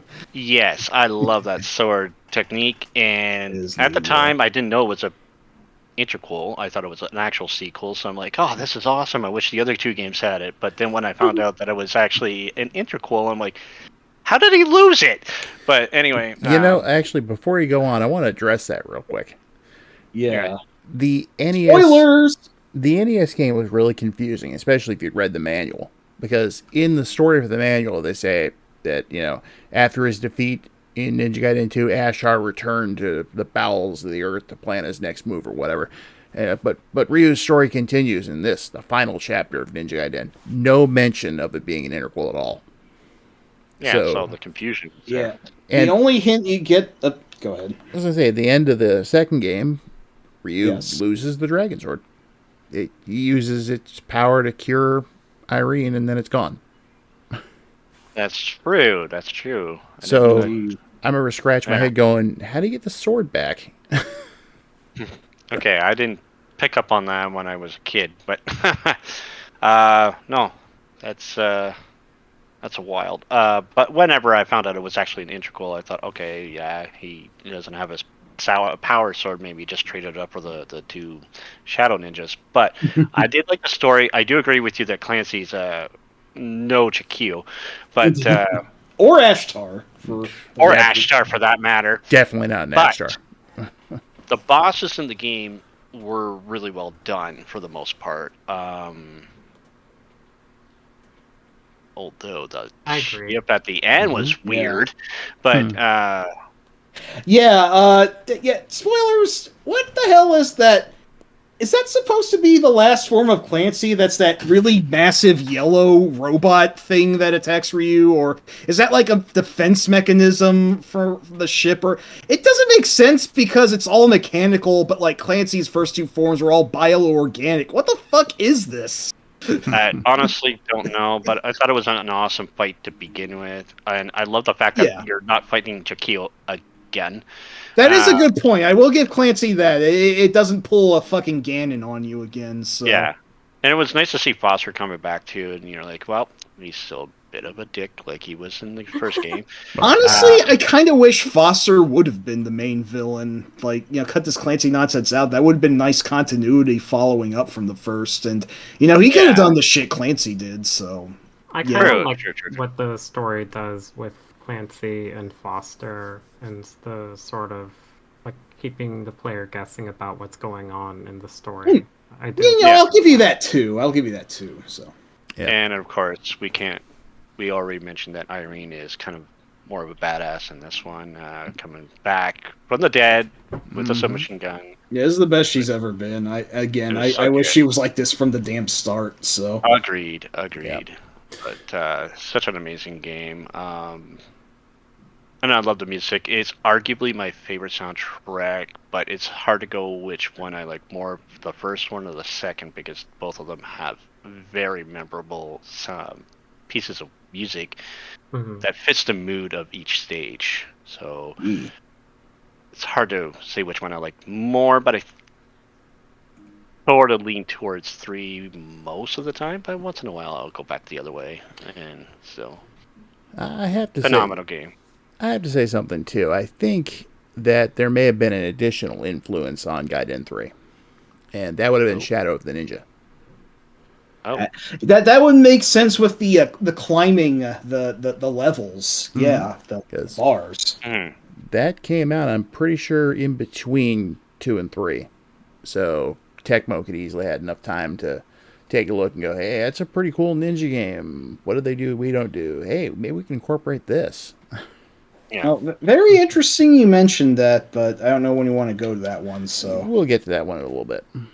Yeah. But, yeah, it's... It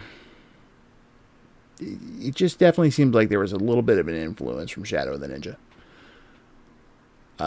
As far as myself in the game, I first played it after it came out. It was something that Bromley had rented.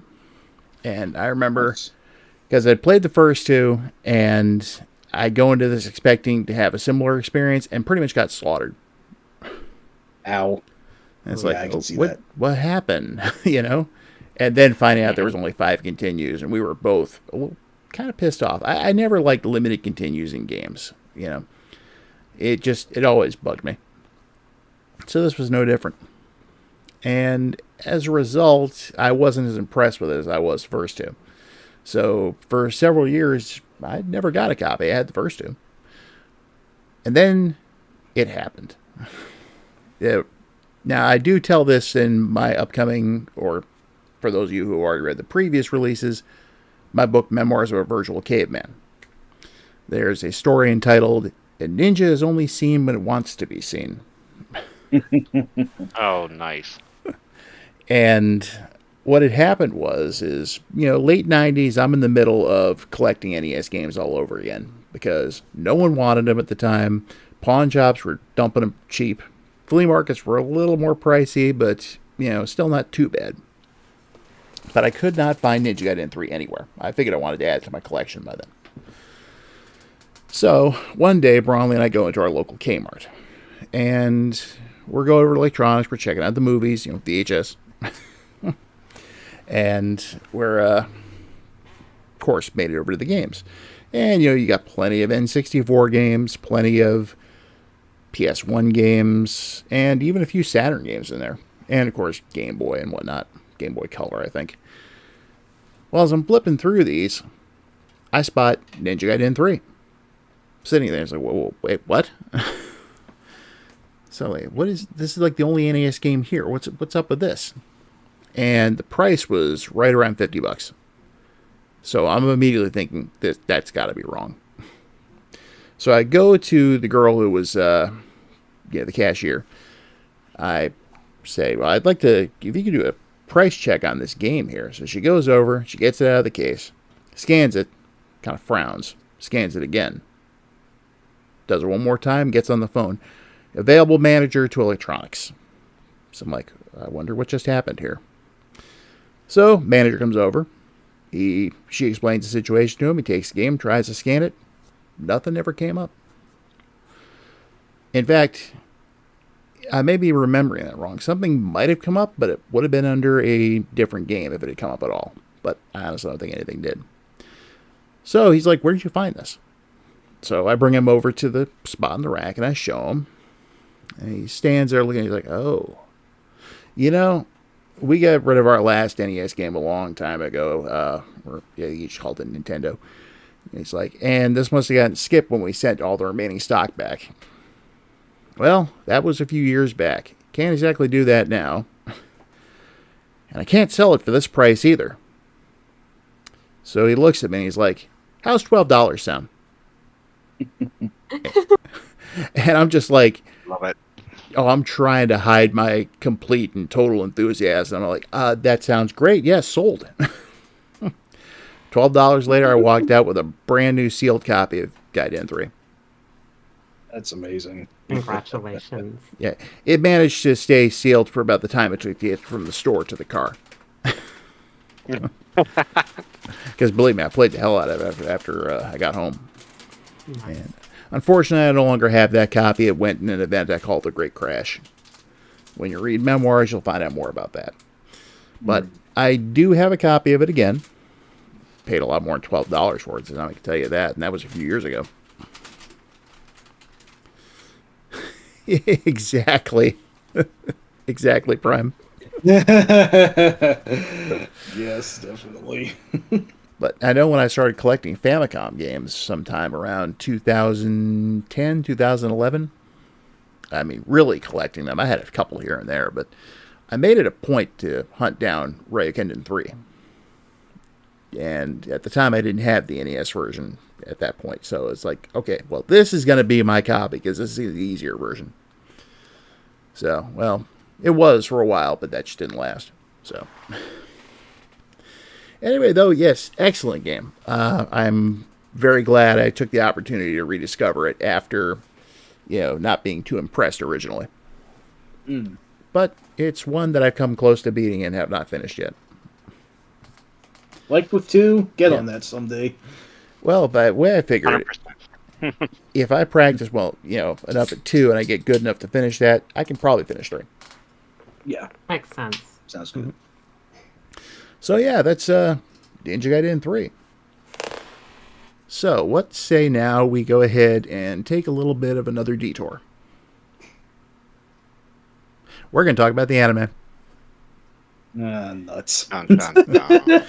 And this actually kind of ties in with Ninja Gaiden 3 in a way. Because the anime, I think, was released after 2, right around the same time as 3 in Japan. And as such, for the box for Ryukenden 3, they used a still shot from the anime, which you can see on screen right now. There's an ad for the game.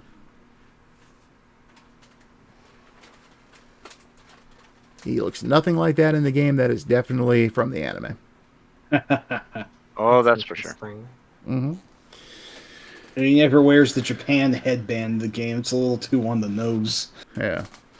What's with the codpiece, Norm? What?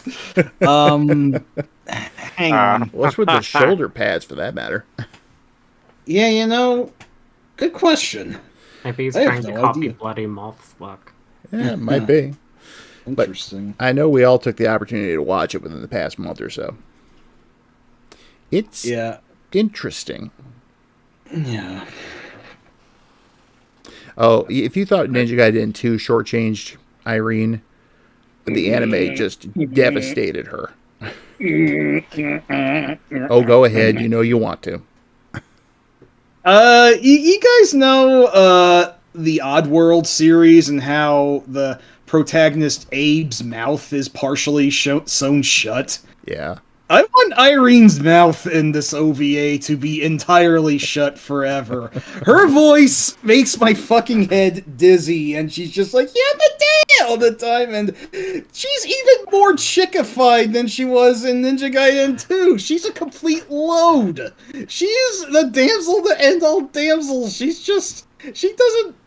Okay, so she does shoot one of those weird faceless goons at some point. Credit where it's due. Other than that, wow,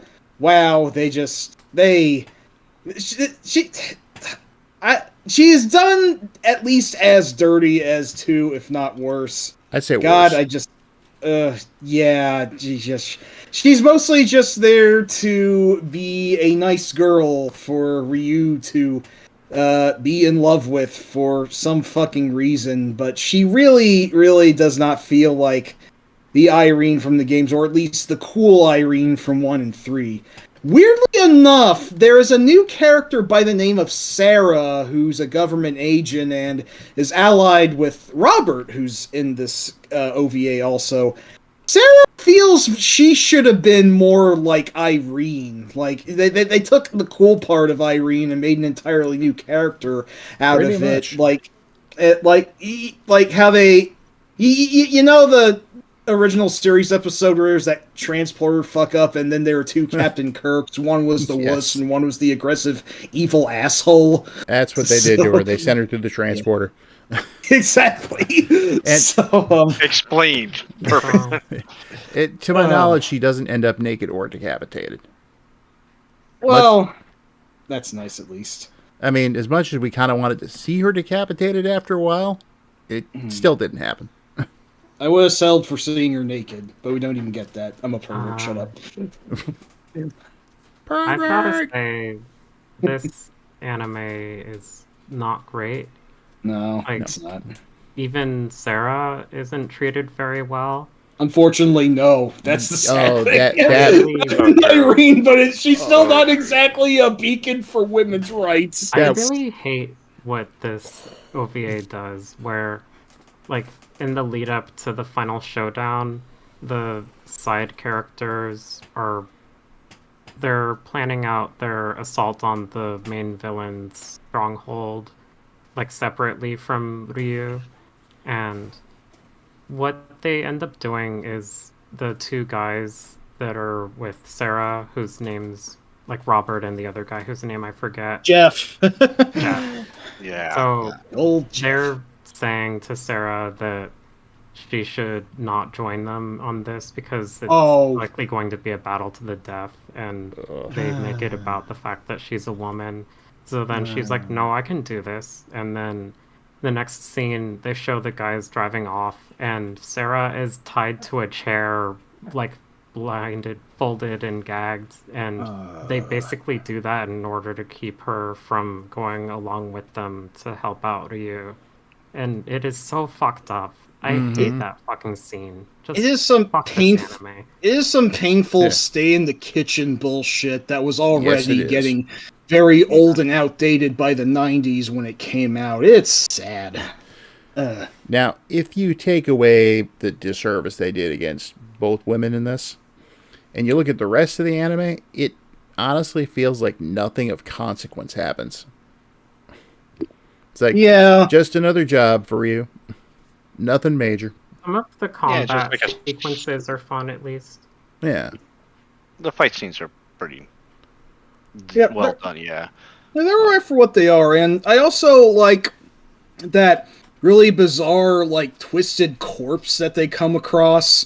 And then those goons that attack Ryu and Irene at the shop, and then the mask falls off, and they're just, like, weird, bulge-eyed, otherwise faceless blobs there. And it was actually pretty horrifying, and it does kind of lean into my sort of feel that there are slight horror elements in the Ninja Gaiden series. Like, when you get farther in, there's some creepy imagery that occurs as you get farther into these games. And I do at least like that there are some disturbing sights and how it is fairly violent for what it is. But it also just kind of feels like, well, you know, that was 50 minutes of a thing, but aside from the sort of horror links, it doesn't even really feel innately that much like Ninja Gaiden. Like, you know, why'd they just do all this? Why didn't they just, like, adapt the first game straight? I think that would have been a better use of their time. So. Yeah, it's just Well, like if we're a, gonna do some kind of sequel,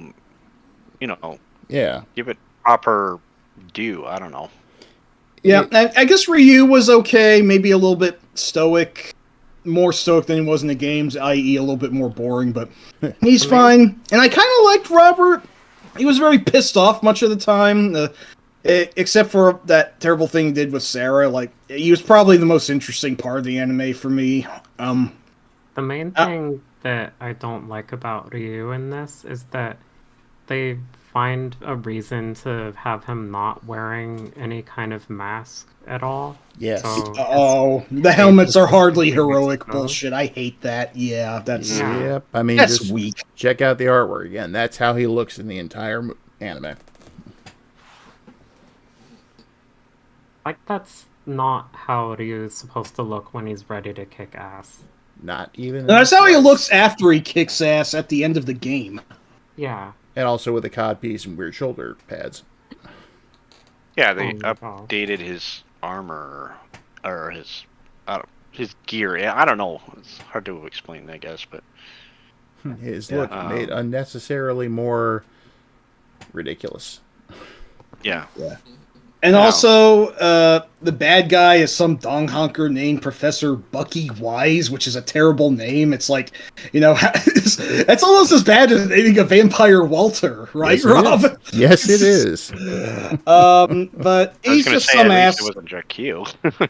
Yeah, well, it's weird. That would have been an Takeo improvement. actually does show up for like a few seconds in a flashback, and I don't know. I think I actually kind of would prefer Jakio. The professor here is just some asshole who looks like Ed Begley Jr. with long hair, and and, like, he's got a fairly cool transformation at the end, but it's like, I don't know. The OVA is just a big fat nothing burger, is the best way I can put it. I just watched it like last week as a result, as a sort of amenity for the last Ninja Gaiden stream going tits up. I figured I could at least fit that in, and I neither feel particularly cursed nor enriched for having watched it. It's just, man. Well, It is that, definitely an OVA of its time. that sure was a movie. Yes, exactly, Strong Bad. I But- feel And like yes, Starbu, the Street Fighter 2 movie was very good. That's actually worth seeing. This is skippable. Yeah, the that other was round. good. Yeah. I feel like the OVA as a whole, like, it has its moments, and it's, like, overall not the worst adaptation of a game that I've seen into another medium. I just Same. really hate the sexist shit in it. Fuck that shit. The Yeah, no, that is flashback like- was the best part. Yeah. Yeah, sexism is like 6 later grades off. Like, you're not getting more than a C on this book report, so. Yeah, pretty much. Yeah. It's a thing. It's on YouTube. You can look it up. If anyone wants to post a link to it in the chat, feel free. Yeah, you know what? It's not a bad idea. I'll at least do that if So- anyone. It's 49 minutes long, so watch it or don't. Either or. I don't give a shit. I don't get paid for it, so I've actually found worse ways to kill an hour. I've also found much better. yeah. True enough. Why eat hamburger when you can have steak? Right.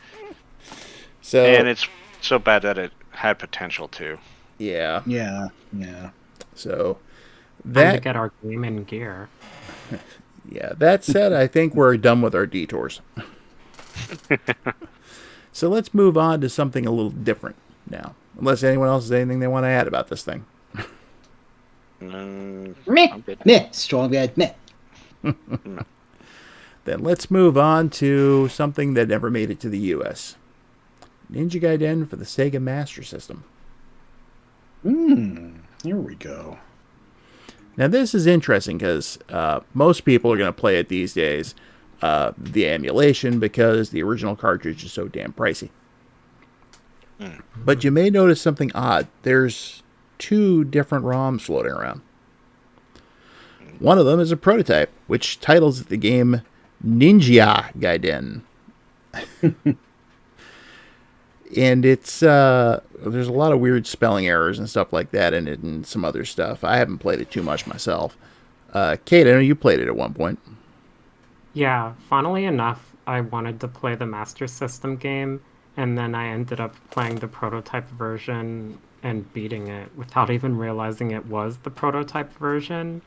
I think one of the most notable things about the prototype version is that it actually has a fairly elaborate story.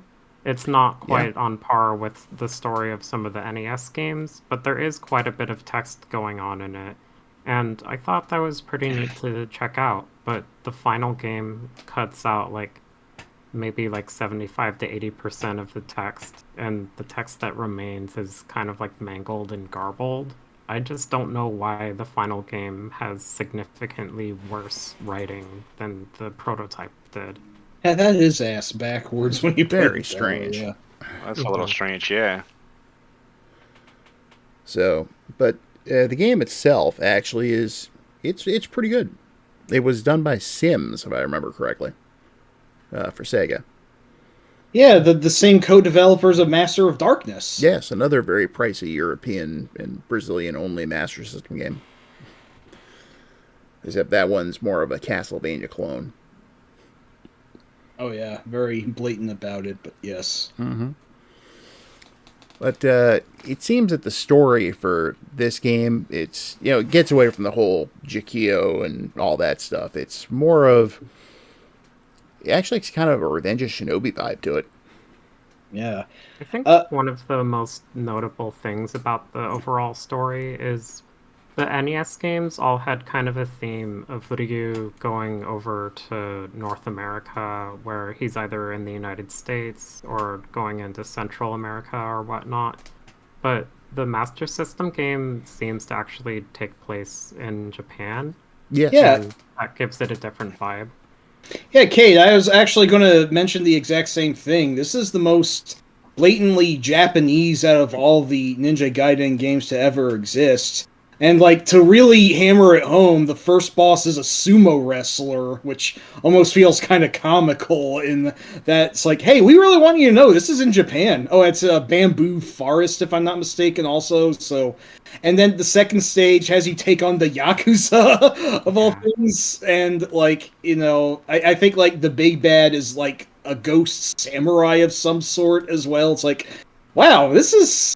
I never really think about how, you're a ninja in these other games, but there aren't really many blatantly Japanese elements, but, no, they more than pay it back in this game, and, yeah, I do agree that does give it a different vibe, but it definitely makes it a lot more unique and distinct apart from the NES trilogy. It's a much smaller scale adventure in that regard. Yeah. And as Severo put it, this is the Ninja Gaiden that needs a subtitle. Yeah, I said earlier in the chat, name this game and you can win 99 weapon energy. Let's call it Ninja Gaiden Gaiden. No, I'd rather not. Ninja It's like Ga- Mitchell and Webb's Watergate Gate skit. Well, how about Ninja Gaiden Side Story? That's actually funny. It's like a DLC. There you go. Exactly. I think gameplay wise, it's fairly comparable to the NES games. Yeah. For a while, I actually liked it more than Ninja Gaiden 3. I wouldn't say that in this rate to be sure, but it is nearly on their level, yes. It moves just about as fast. I think its range of movement is akin to 3's because you can jump onto ledges and pull yourself up on them. And in fact, your default sword is actually kind of like the sword power-up from 3, which is a nice amenity, I feel. And also, you get the best sub-weapon in the series, the 4 homing fireballs. Wow, you don't need any others as soon as you get that one. Now, Prime pointed out, I think you actually mentioned this earlier, Mike, is that the first boss in the arcade game was a sumo. Oh yeah, I That's did, and this one looks a bit different. I remember the sumo in the arcade game was actually tattooed, whereas this one is not. He looks a little bit simpler, so... And yes, same thing about the scarf being animated in this one. I think probably what Sims did was study the existing ones for the Famicom and say, all right, this is what we got to do. Let's take all the cool stuff about it. Mm-hmm. Yeah, and you can definitely feel some quite a lot of DNA from the NES games in here. Like the enemies who run at you and jump over platforms to get at you. I remember in the second stage, there were Yakuza members who ran at you with knives that behaved a lot like the army football players from the first game, so... Yeah, them guys. Yeah, that's the way I can put him. I do think Ninja Gaiden for the Master System is a pretty fun game. I played through it relatively recently, and I had a good time with it. I do have to say that I would probably like it more if it were both more difficult, as well as had a more brisk pace going for it. Because I noticed that there were, in contrast to the NES trilogy, there were several enemies in the Master System game that took more than one hit to kill. And that means that the Master System game requires you to move a bit slower and more methodically in order to dispatch everyone in your path. So it felt kind of like... It's not quite as methodical as something like Shinobi, but it felt kind of like in between. And it was... I'm not sure how I feel about that. Like, it's still a fun game and I like it, but it's definitely not quite as fast-paced as the NES games, and it's also far and away one of the easiest games in the series. It makes the NES games... Or it's way easier than all of the NES games, even like 2 or 3. Now, I will say for the Master System, it's definitely one of the faster action games on the console. As you point out, like with Shinobi, that's more methodical. Same thing with games like Kinseiden, even Master of Darkness. So, but it's definitely probably one of the best games on the console, as far as action games go. Absolutely. I haven't beaten nearly enough SMS games in my time. That's something I should definitely amend, but this is one of them that I have, and it is very well worth the venture, in my opinion. It's a cool game. It's a shame that the Master System died over here before this could get released. It probably wouldn't have done much for overall sales for the console, especially with the Genesis out, but it would have given Master System owners something to look forward to. Yeah. Painfully ironic to say this, but despite there being several Shinobi games on this Sega system, I think this is the best ninja game on the Sega Master System, so Hey, what kind about- of a flex. What about the Ninja? It's alright. I think I like this one more, sorry. It's okay. I'm a fan of the Ninja, but I do like Ninja Gaiden more. I need to play the ninja more, I'll give you that. It's Are you just talking about the game that was Ninja Princess? that's exactly the one. I see. It's a gender swap version of Ninja Princess, Oh, that's what... Oh. but it plays like Might have Commando. confused that. Right. Yeah, no, the Ninja Princess I definitely need to play more. I'll give you that. Yeah, that Ninja one's fun. Princess is one of my favorite arcade games of all time. That is fun. It's like when they brought it out for the Mark III and Masters, and they were like, well, no one's going to buy this because, boys don't want games if you can play as a girl and you know it right up front. Got to sneak it in like they did with Metroid. Metroid. Fuck's sake. But, to Sega's credit, they did have Phantasy Star. Yeah, Oh, yeah. Phantasy Star is cool. Yeah, Oh, yes, definitely. I think that was one of the first major RPGs with a female protagonist right out the bat. Yeah, Alice. those tops. But, Also, yes. love Phantasy Star. We covered that a while back.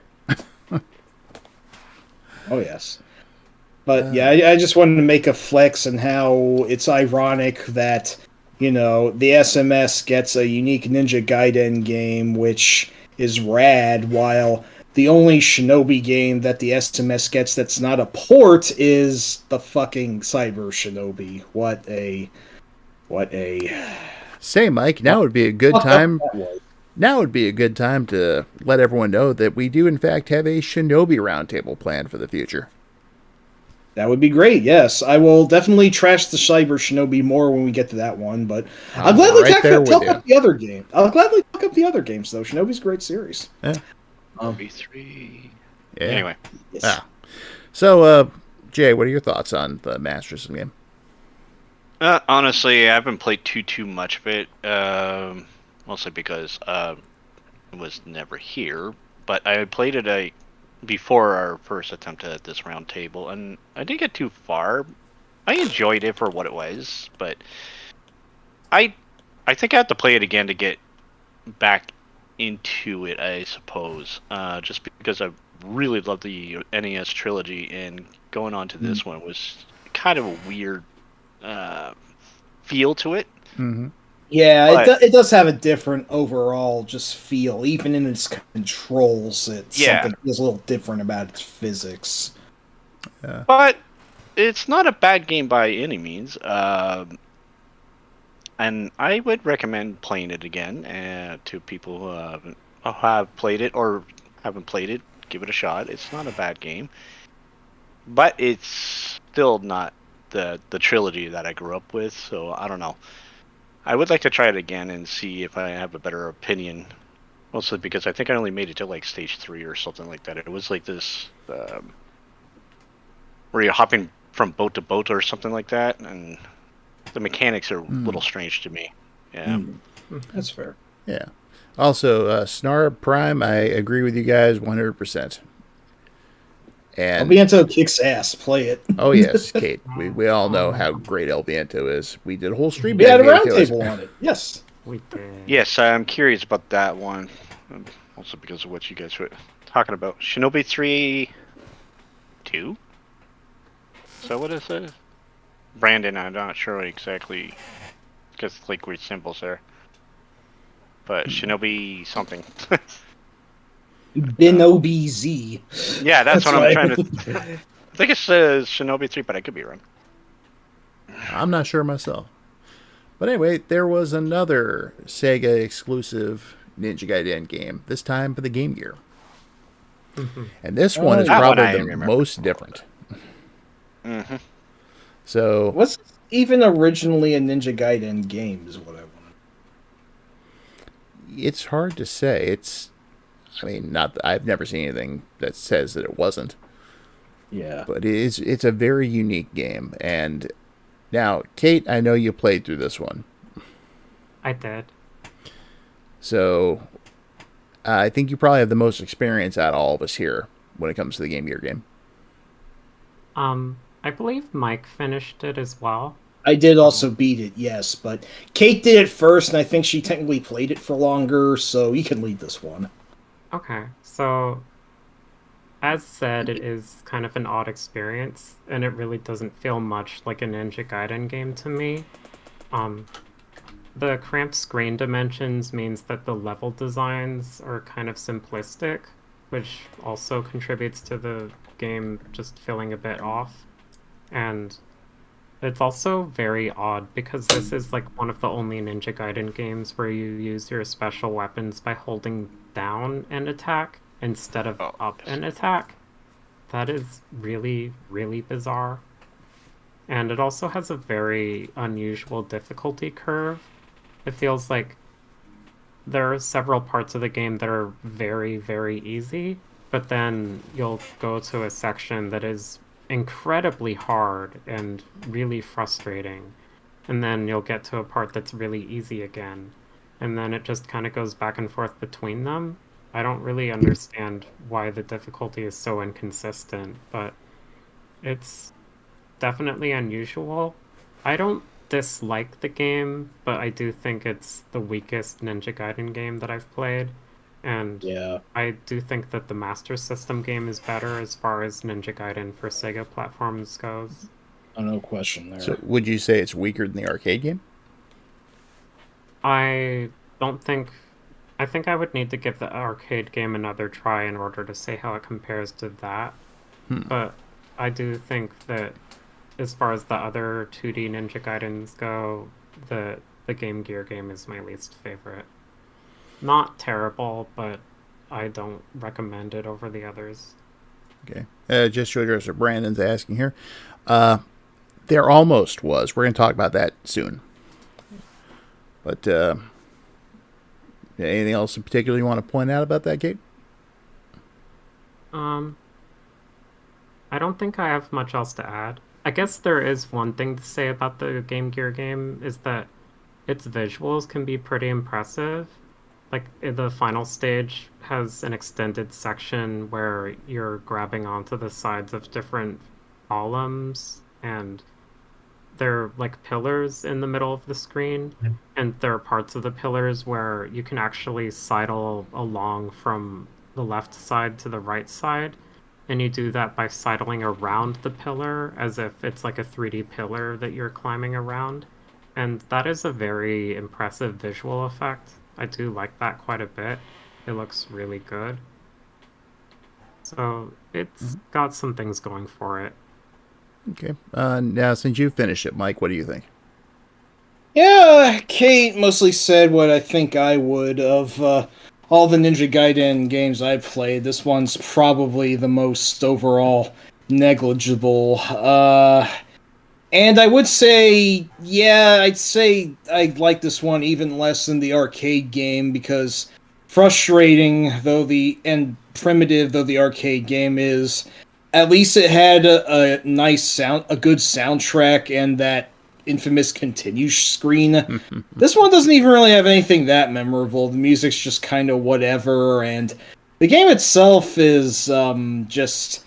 Actually, when I first tried it, the first time I ever played it, I only lost like 3 lives overall, maybe 4, but I beat it my very first shot, so, there's just not a lot to this game. I'm looking up a speed run, which only takes a little more than 8 minutes to clear it. It's... If you pay full price for this, you're not getting a very good dollar to value ratio out of it. I mean, that's how a lot of portable games were. Like, a lot of early Game Boy games were significantly shorter than their console counterparts. Fair point, but it still feels like this one comes up a little bit short in the content department. There are really only, 3 full stages, because, one of the stages is, I think, just a boss fight, and one of the others is just a climbing level that's like a weird hybrid between Crazy Climber and a reverse of the bonus stages in Shadow Dancer on the Genesis, which is oddly specific, but that's really the best way I can put it. It kind of makes me think of Helmet on the Game & Watch. Oh yeah, I could see that. Actually. That's going nice back. comparison. I do think that I actually thought the game was mostly easy for the most part, but Kate's right, there are a couple of weird difficulty spikes. The second boss is kind of an asshole, and he can stun lock you with his grenades if you're not, if you're unfortunate, which did happen to me once. The probably biggest fluke is that you have very little invincibility mercy time when you get hit, which can be very frustrating at some segments, to say the least. You and also can attack while running. Oh yeah, that does make it a little bit more in line with Strider, which Yeah. that is. I'm not sure if that would have made the main console games any better, but that is an interesting quirk that this one shares. That I at least find it a decent amenity for what it is. But yeah, overall, it's just kind of insubstantial. It is very much a potato chips game where it'll make a decent little snack, but you'll want something more after you're done with it. You're not going to feel filled after taking a shot at this one. So it's just kind of eh. Luckily, you had plenty of choices on the Game Gear. So, Jay, did you ever actually get to play this one at all? I played it, but I don't remember it very well at all, to be honest with you. I think it just was what's the word I'm looking for? Unremarkable, in my opinion, I guess. I don't know. Yeah, I don't remember the stages very well. I don't even think I don't remember it too well. I just remember it being small in the screen, and it was a little harder to play in that sense, but I don't remember the stages whatsoever, to be honest with you, on this one. Now, me, I had a Game Gear back when it was out originally, and I remember seeing the game, saw it in stores, and I never picked it up. Oh. Yeah, I don't know why, but I never did. Instead, I got the Game Gear Shinobi games, and to be completely honest, I did not care for those at all. I know that a lot of people think they're fantastic games, but they weren't my thing. I probably would have enjoyed Ninja Gaiden more. But yeah, I was going to say, even if you don't gel with the GG Shinobis, I personally think they are much better games than the Game Gear Ninja Gaiden. So, well, I can't completely discount that, but I would need to play them basically back to back in order to tell you which one I think is better. Yeah, that's fair. But yeah, the gameplay of the Game Gear Shinobis just didn't work for me. But that's okay because I had Master of Darkness, so I was set. Yeah, that's a great game. So there you have it. So yeah, and that's basically Ninja Gaiden for the Game Gear in a nutshell. Now, of course, the question that's popped up a couple times in the chat: what about the Genesis Ninja Gaiden? It's out there. People have seen it. People have played it. But it never actually came out. It never made it past prototype. So it's definitely a very rough game. And doesn't appear to have any real story or anything that I'm aware of. I don't think they've gotten that far. The strange thing is, though, about the Genesis game is that it is a lot like the arcade game, which no one expected. Yeah, it's a frickin' belt scroller beat 'em up. Even some of the same enemies come back. What a twist. Yeah. There's something, they didn't even finish the movement properly, because when you move, he kind of goes diagonally up and down, which is weird. I don't know if that was a conscious choice, but it doesn't work out so hot in actual motion. I think they were just trying to get the mechanics down, and probably it got canceled before they were able to finish. Yeah, that's fair. So I think it was Sims who did that too. But yeah, there's actually a patch out there to fix the prototype so it actually plays normally. And it's it could have been a decent game in the end, but we'll never know for sure. So has anyone else here played the prototype?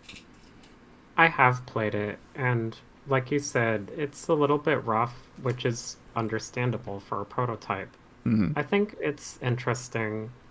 I don't really have a ton to say about it. I do wonder what could have been, but we probably will never find out what it could have been like had it been a full released game. Yeah, that's doubtful. How about you, Jay? Me? I don't know much about that. But I want to clarify something about the previous two just real quick.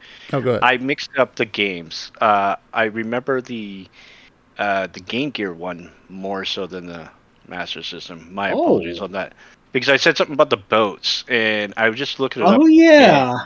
No, and yeah, it was. That's on the Sega Game Gear version, not the Master System. So it's the Master System I don't remember very well. So my Okay. apologies on that. I thought you were Okay. referring to like the ice stage in the Master System game. Yeah. Oh, fair enough. But yeah, I looked at that stage again and over again. I'm like, oh wait, I mixed up the two Ninja Gaidens. My bad. So. Definitely track down the SMS version sometime, Jay. It's much Yeah. better than the Game one. So It did look pretty good, so I will give that a shot sometime. But Right. anyways, back to what we were. I don't know much about this one at all, to be honest with you. Yeah, The Genesis one. very few people do. I think it's a known prototype. That's about it. I actually remember streaming the Genesis prototype once, and I thought, hey, this is kind of interesting. Definitely unrefined, but maybe it could have been something. And then I got near the end of level 2, and the boss didn't show up at all, and that soft locked me. I obviously wasn't playing the patch that fixed things up to make it slightly more of an actual game, so that was the end of Solomon Grundy there. It's pretty funny, actually, how just nothing happened when I got to where the boss was supposed to be, but yeah, I think it certainly could have had potential and interesting to make it sort of like a majorly enhanced rework of the arcade game, but knowing what little we do, as it stands, it's like by default the worst Ninja Gaiden game, but that's not fair to call it that because, well, duh. So Exactly. So, you had something else you wanted to say, Jay? No. Okay. Not And about this anyway. let me go back over the chat here for a minute. Brandon, yes, I actually have seen cartridge versions of the prototype for sale. And yeah, it definitely was a riff on the arcade game, which is kind of a strange choice if you ask me. And yeah, Snarb, Agreed. now you know. And that boxer boss, yeah, I think you're right. He does look like that guy in the I Am Lucky Rabbit poster. So good call on that one, Prime. I wonder if that's also supposed to be like those boxing enemies that you face in the very first level of the original. It's possible. Oh, that's possible, yeah. Now, speaking of the arcade game, this isn't too well known, but they actually were planning a sequel Oh, really? To the arcade game? to the arcade game. Never I- came out. Never fucking knew this. Wow. I don't even think the prototype's available. But there's this flyer. Looks like more like a traditional beat 'em up. You have multiple characters to choose from. And just it vanished into the ether. No one knows That's what happened to cool. it. So, yeah, take a good look at that. That's all you're probably ever going to see unless somehow the prototype board gets uncovered. From what very, very little I can see, and hang on, I need to full screen the window here. It looks like it could have been cool. These are some really big sprites. Yeah. Yeah, pretty big, yeah. Fuck. Was it going shame. to be for like the Neo Geo or something? I think it was, actually. Let me see. Oh wow! Oh wow! That would Definitely be looks neat. kind of like that level of tech. Well, in my notes, it just says arcade, but it could have been for the Neo Geo. I mean, they did do a Double Dragon game for that, if I remember correctly. It was a fighting game, but regardless, yeah. Well, what was that? Rage of the Dragons, or whatever it was called? Oh well, no, that was a separate thing that was partially based on Double Dragon, but it was separate from the '90s Neo Geo to actually named Double Dragon, which was vaguely based on the infamous movie. So, Snarb just brought something up here. Something about the 90s Tecmo beat 'em up. Now, Mike, I know you got a lot of experience in this area, so you have any idea which one he's talking about? You mean Tecmo Knight or Wild Fang? I mentioned that one earlier. Yeah. This does not look like Tecmo Knight. The sprites in the prototype art here are much larger. I don't think it has anything to do with that. So. Yeah, and I'm pretty sure that Tecmo Knight came out a few years earlier. So, but yeah, there it is in all its potential glory. The what if? Yeah. Damn. A more advanced fighter where you could change into enemies. Nope, I have no idea what that could be.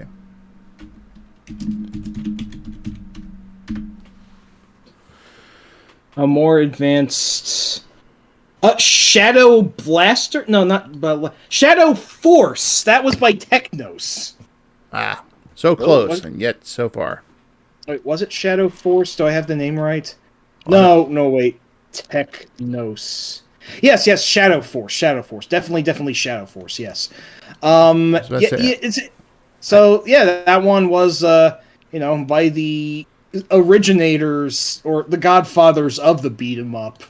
And I can see how this one has some Ninja Gaiden-ish sort of feels to it. One character is a ninja, another one of them is a heavily armored Tengu, and yeah, it does have kind of similar vibes. I could see that, but I don't think it has any relation to anything that Tecmo made around this time. I don't even remember what they were making around this time. Maybe Tecmo Secret of the Stars, everyone's favorite RPG to shit on, the SNES, but yeah. The only thing I could tell you for certain is it wasn't called Shadow Blasters, because that was a Genesis game that was kind of modeled after Mystic Defender. Yeah, I remember that one. I think I beat it once, although I don't remember so well. I know I have. It's not hard. Speaking of Shadow. Yes. That's the next one we're going to talk about. Good transition. Yes, very good transition. Yes, we are going to now talk about Ninja Gaiden Shadow for the Game Boy. Okay, I'm sure most people know the story behind this game, because it was created by Natsumi. It was originally supposed to be a Game Boy version of Shadow of the Ninja. I don't know what happened that caused Tecmo to buy it from them and give it a Ninja Gaiden reskin, but that's pretty much what happened. And if you like Shadow of the Ninja, chances are you're going to like this. And it's interesting that it has music tracks from both Ninja Gaiden and Shadow of the Ninja in it. In a way, it's almost like a soft crossover, but not really. It's a weird anomaly of a game. Mm-hmm. Ryu Hayabusa and Shadow of the Ninja world. Exactly. Yes. Yeah, hell yeah. He did what Alex Smith did a couple of years ago. You're right. I love Shadow of the Ninja, so when I played that for the Game Boy, I was like, okay, this is great. Oh yeah, definitely. So when I played through Shadow of the Ninja in preparation, or not Shadow of the Ninja, when I played through Ninja Gaiden Shadow to prepare for the roundtable, I've actually not played Shadow of the Ninja, so I can't comment on the similarities there, but I do think Ninja Gaiden Shadow is very fun, albeit pretty solidly the easiest Ninja Gaiden game I've ever played. Even easier in the Game Gear game? With Ninja Gaiden Shadow, I almost 1CC'd it my very first time playing. It was just the final form of the final boss that I ran out of lives on and had to try again. Okay, then I'll give that one to you. Yeah. In all seriousness, though, definitely you should tackle Shadow of the Ninja.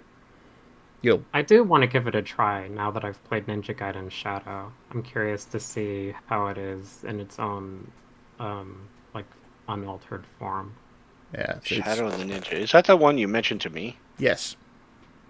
Yes, okay. I thought so. It's like a combination of Ninja Gaiden and Contra in a way. It has a grappling hook. Yeah. Actually, I think I will stream it sometime. Well, no, wait. It's not a grappling hook, I don't think. There's a Kusarigama in it.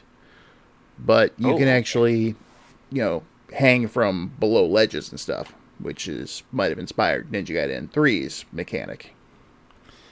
In Ninja Gaiden Shadow, you have this hook that, launches out of your back that can grab onto ceilings and it can pull you up toward them. Ah, okay. I thought we were talking about the NES game still. Oh, okay. But no, I don't recall there being a grappling hook in the NES Shadow of the Ninja. But now that you mention, I do recall the one in Shadow. Yeah. So, but so you liked it, Jay? What'd you think of it? I enjoyed it. I didn't finish it yet, but I will. I do want to go back to it. It was actually a lot of fun, especially for a Game Boy game. I do like the mechanic with the grappling hook idea. Thought it was a neat idea. Seems like a natural progression for Ryu, I suppose. I didn't know it was like a reskin though, but I enjoyed it for what it was. The music wasn't too bad. I just want to finish it. I will get back to it eventually. I say that shouldn't be too hard. Yeah. And I just played a lot of Ninja Gaiden games in preparation for this, and it's like they're starting to blend for me now. But you know, so that being the case, Mike, your thoughts? Yeah, I think it's really good. It's one of the lesser known action hits on the Game Boy. One I feel was, I know it got coverage in Nintendo Power, but I feel it was by and large overlooked. And for as much of a Ninja Gaiden fan I was, I'm surprised I didn't get around to playing it sooner until I got to it some years back. And finding out that it was actually really more of the sort of remake / sequel to Shadow of the Ninja was really neat to feel how its play translates from the NES Shadow of the Ninja, and it is a little bit slower and definitely easier than any Ninja Gaiden game or Shadow of the Ninja, which is also quite tough in its own right, I will grant that. But I still think translates pretty neat to have these new stage designs reworked, and the difficulty certainly does turn up as you go on in the levels, but it is, even if relatively manageable for what it is, I definitely had fun with it. It's been some time. My memory's certainly a little rusty, but I do remember the second boss is very evocative of Frankenstein's monster and Igor from the original Castlevania, which I thought was amusing. Giant guy who looks kind of like Duke Nukem booting you around while this really small guy tries to jump on you and slow you down, which I thought was pretty interesting. So, But, yeah, my memory's a little rusty. It's been a while since I've beaten it, but I remember really enjoying it. And if you're a fan of either Ninja Gaiden and or Shadow of the Ninja, definitely give it a check. It's worth a shot. And if you haven't played Shadow of the Ninja, fix that. Get on it. Yes, do play that. I'm planning on fixing it. And keep in mind that the remake's coming out, too. I was going to say, yes. Definitely get around to the original, if nothing else, so that you'll be able to contrast it with the remake that's coming up. So yeah. Okay. Now, a question for everybody. Remember when we had all those 16-bit sequels to NES games that came out? How many here wanted Ninja Gaiden 4 for the Super NES? Oh my gosh. Would have been really fucking good. Matter of fact, I remember in the halcyon days of the internet before shitification slammed into everything, and GeoCities and Angel Fire pages were all the rage and whatnot. I remember seeing a page outlining potential concepts for a Ninja Gaiden 4, which the big major things that it had would be that Ryu gets a dragon transformation mode, which gives him all these super-powered abilities for a limited time. And not only would Ryu be playable, but so would Robert from NG2. And he'd also have a tiger transformation to boot. Some crazy bullshit like that. I'm like, yeah, something like this would have been really fucking cool. I remember that page. You do? I think I remember that Awesome. too, Oh, actually. shit. Yeah, I actually thought that was done by our guest, Dane, from the Ghosts and Goblins stream, who also had really awesome concepts for a potential new G&G game, but he had nothing to do with that one, as it turned out, so Yep. alas. So, Ninja Gaiden 4, we all wanted it. Tecmo said, nah, fuck you. We're going to go ahead and give you Ninja Gaiden Trilogy, but we're going to make it worse than the original NES trilogy. Yeah, here, let me just check the scoreboard here. Just so I'm clear, Kate and I like the first game the best, Rob likes the second game the best, and Jay likes the third game the best, right? Correct. Pretty much. I believe so. So this game there's no question that the Ninja Gaiden trilogy on the NES is just really goddamn overall consistent in quality, and you can make really easy arguments for any of them being the best game in the series, right? Mm-hmm. So, you think that being able to have all three games in one cartridge would be like mana from heaven? I was excited Did about it it. go wrong? Oh, that is a loaded question and a half. And how? Because it did go wrong. It went wrong spectacularly. So many levels. Even more wrong than how the women were treated in the OVA. Well, okay, maybe not worse than that, but on par. Maybe. I don't know. It was just bad. Yeah. For one thing, let's take a look at the things they did right. Now that we've examined that, let's move on to what they did wrong. Well, I will give them this. At least they actually included passwords for each game. Yeah. That is a fair amenity, that they bring that back to 3, and that the first two games benefit from that also. That's pretty cool, I guess. Not to mention having all 3 games on one cartridge was at least good to have in one way. In theory, yes. In theory. Well, we'd already been spoiled by Super Mario All-Stars, so we expected something of a similar caliber. Yeah. Exactly. Yeah. And then Tecmo just beat it into the ground.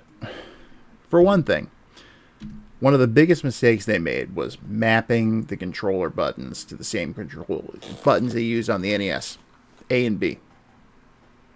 That's very uncomfortable. Mm-hmm. It's like it should have been B and Y.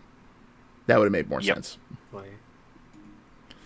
Or at least give us a choice to change the controls. That would have made even more sense. I know Super Mario All-Stars on the Super NES let you choose between either B and A on the Super NES controller or switching it to Y and B. So that choice was very appreciated. Oh, absolutely.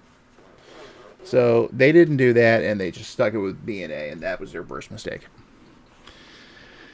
First of many.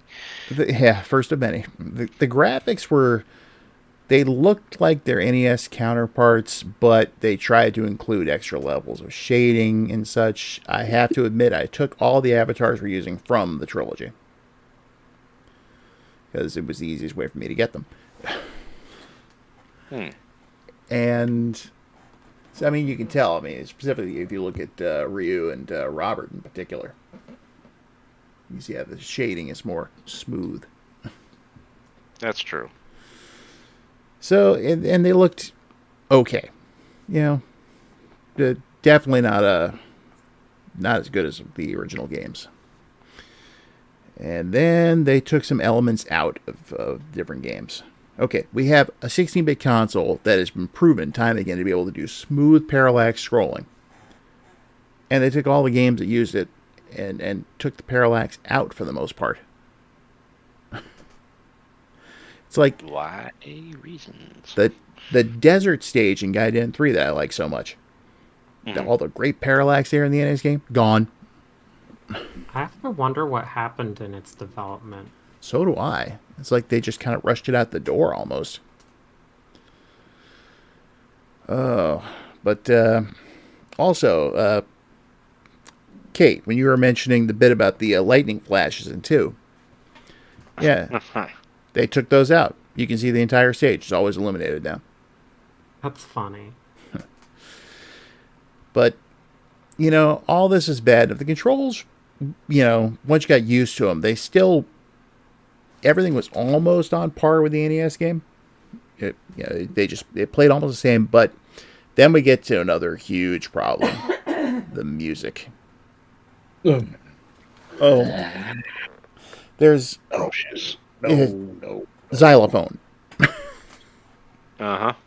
There is one track that sounds like it's being played on a xylophone.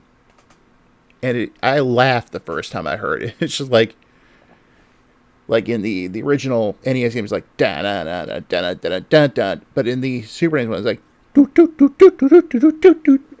I had to pause the game. I was laughing so hard. Like, what did they do? Oh, so terrible. It's a pet peeve of mine when adaptations of music from like older games gets adapted in a way that sounds completely antithetical to what the original music was trying to achieve. Boy, I didn't even recognize the first stage music from the original game at first. It took me a while before I was like, oh, yeah, there, I can hear it now. Yeah, it sounds a little like... Yeah. It's like piped through this weird woodwind instrument that's just weedy and crap and shit, and I hate it. Uh-huh. Yeah, it felt more muted compared to the NES version. Yeah. It's missing the point. Completely. I have to say, though, even with the passwords and being able to have all 3 games on one cartridge, it was a waste. And the funny thing is, it came out in 95, so the Super NES was, definitely winding down, because by then we were already at the PlayStation. And the Saturn and the N64 was a year away. And the only ROM hack I know of that fixes the issues is a control patch. It'll actually let you switch the button layout by pressing the R button. Only problem with that is if you're wanting to use passwords, you can't use the R button, so you can't enter R. Oh, wow. So it screws it up in the process. Wait, actually, you know what? I'm going to give that. I was going to say. Yep. So even the patches to fix it screw it up. That is some fantastically shitty programming. It's kind of amazing. They would have been better off using Select. Right. Yeah, unfortunately, Texark noted the Ninja Gaiden trilogy inferior ports were the ones on the original Ninja Gaiden Xbox unlockables, and I'm sure those weren't emulated perfectly either, so it's like Probably not. That Nine Inch Nails song, it's a copy of a, and I'm sure it's plays kind of pretty crappily. Yeah. It's like I will say, if somehow you've only ever gotten a hold of the SNES trilogy and you've never played the NES originals, for the most part, the games at their core are still the Ninja Gaiden NES trilogy, and they're certainly playable, and they're still good. It's just... in this modern day and age, when we have much wider access to older games by means of dubious legalities, but nonetheless, people are able to play these games more readily. There's really no reason to go back and play the watered-down SNES versions when the original, except no substitutions NES versions are there for the picking. Now, in all honesty, the only thing that's noteworthy about that game now is the fact that it was a late release, and it actually fetches a very high price for the original. Yeah, I was going to say, I'm doing the Principal Skinner finger thing. So, yeah, I remember that, yeah. Even before the fucking retro bubble of fucking hell that's never going to end, and I fucking hate it. God damn it, retro collecting is terrible now. Even before that really slammed in, I remember that prices for Ninja Gaiden Trilogy were very exorbitant. Definitely up in the hundreds. at minimum. So I think when I sold my copy originally, I got a pretty good amount for it. And that was That's back, cool. like, it was during the Great Crash. damn. Yeah, speaking of that copy, I had read about it. I was excited, as you would expect without having played it. So I went to the local game store. I think might have still been an EB at the time, but it might have become GameStop by then. I don't recall when that switchover happened. So I walk up to the counter and ask if they had Ninja Gaiden Trilogy for the Super NES. Blank stare. It's like, it's a Super NES game called Ninja Gaiden Trilogy. Blank stare. Do you have any Super NES games anymore? Did you get any new ones in recently? The guy's like, all right, hang out here, I'll go look. And he comes back, he's like, yeah, I found this Ninja Gaiden Trilogy. Oh boy. Oh Jesus. It's like, yeah, that's the one. Rang me up, took it home, popped it in, and was crushed when I wasn't laughing so hard at the stupid xylophone. The laughter helped master. Oh, but, until I had my copy of Gaiden 3 that I found at the Kmart, that was the only way I could play Gaiden 3 for a while. Mm-hmm. Yeah. So, and I will admit, though, that Stage 2 music for Gaiden 3 in the desert, that is actually one piece they did justice on that trilogy.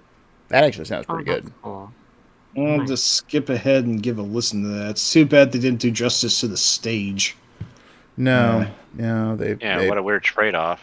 worked that completely. Alas. So with that, the classic Ninja Gaiden games ended not with a bang, but with a little bit of a whimper.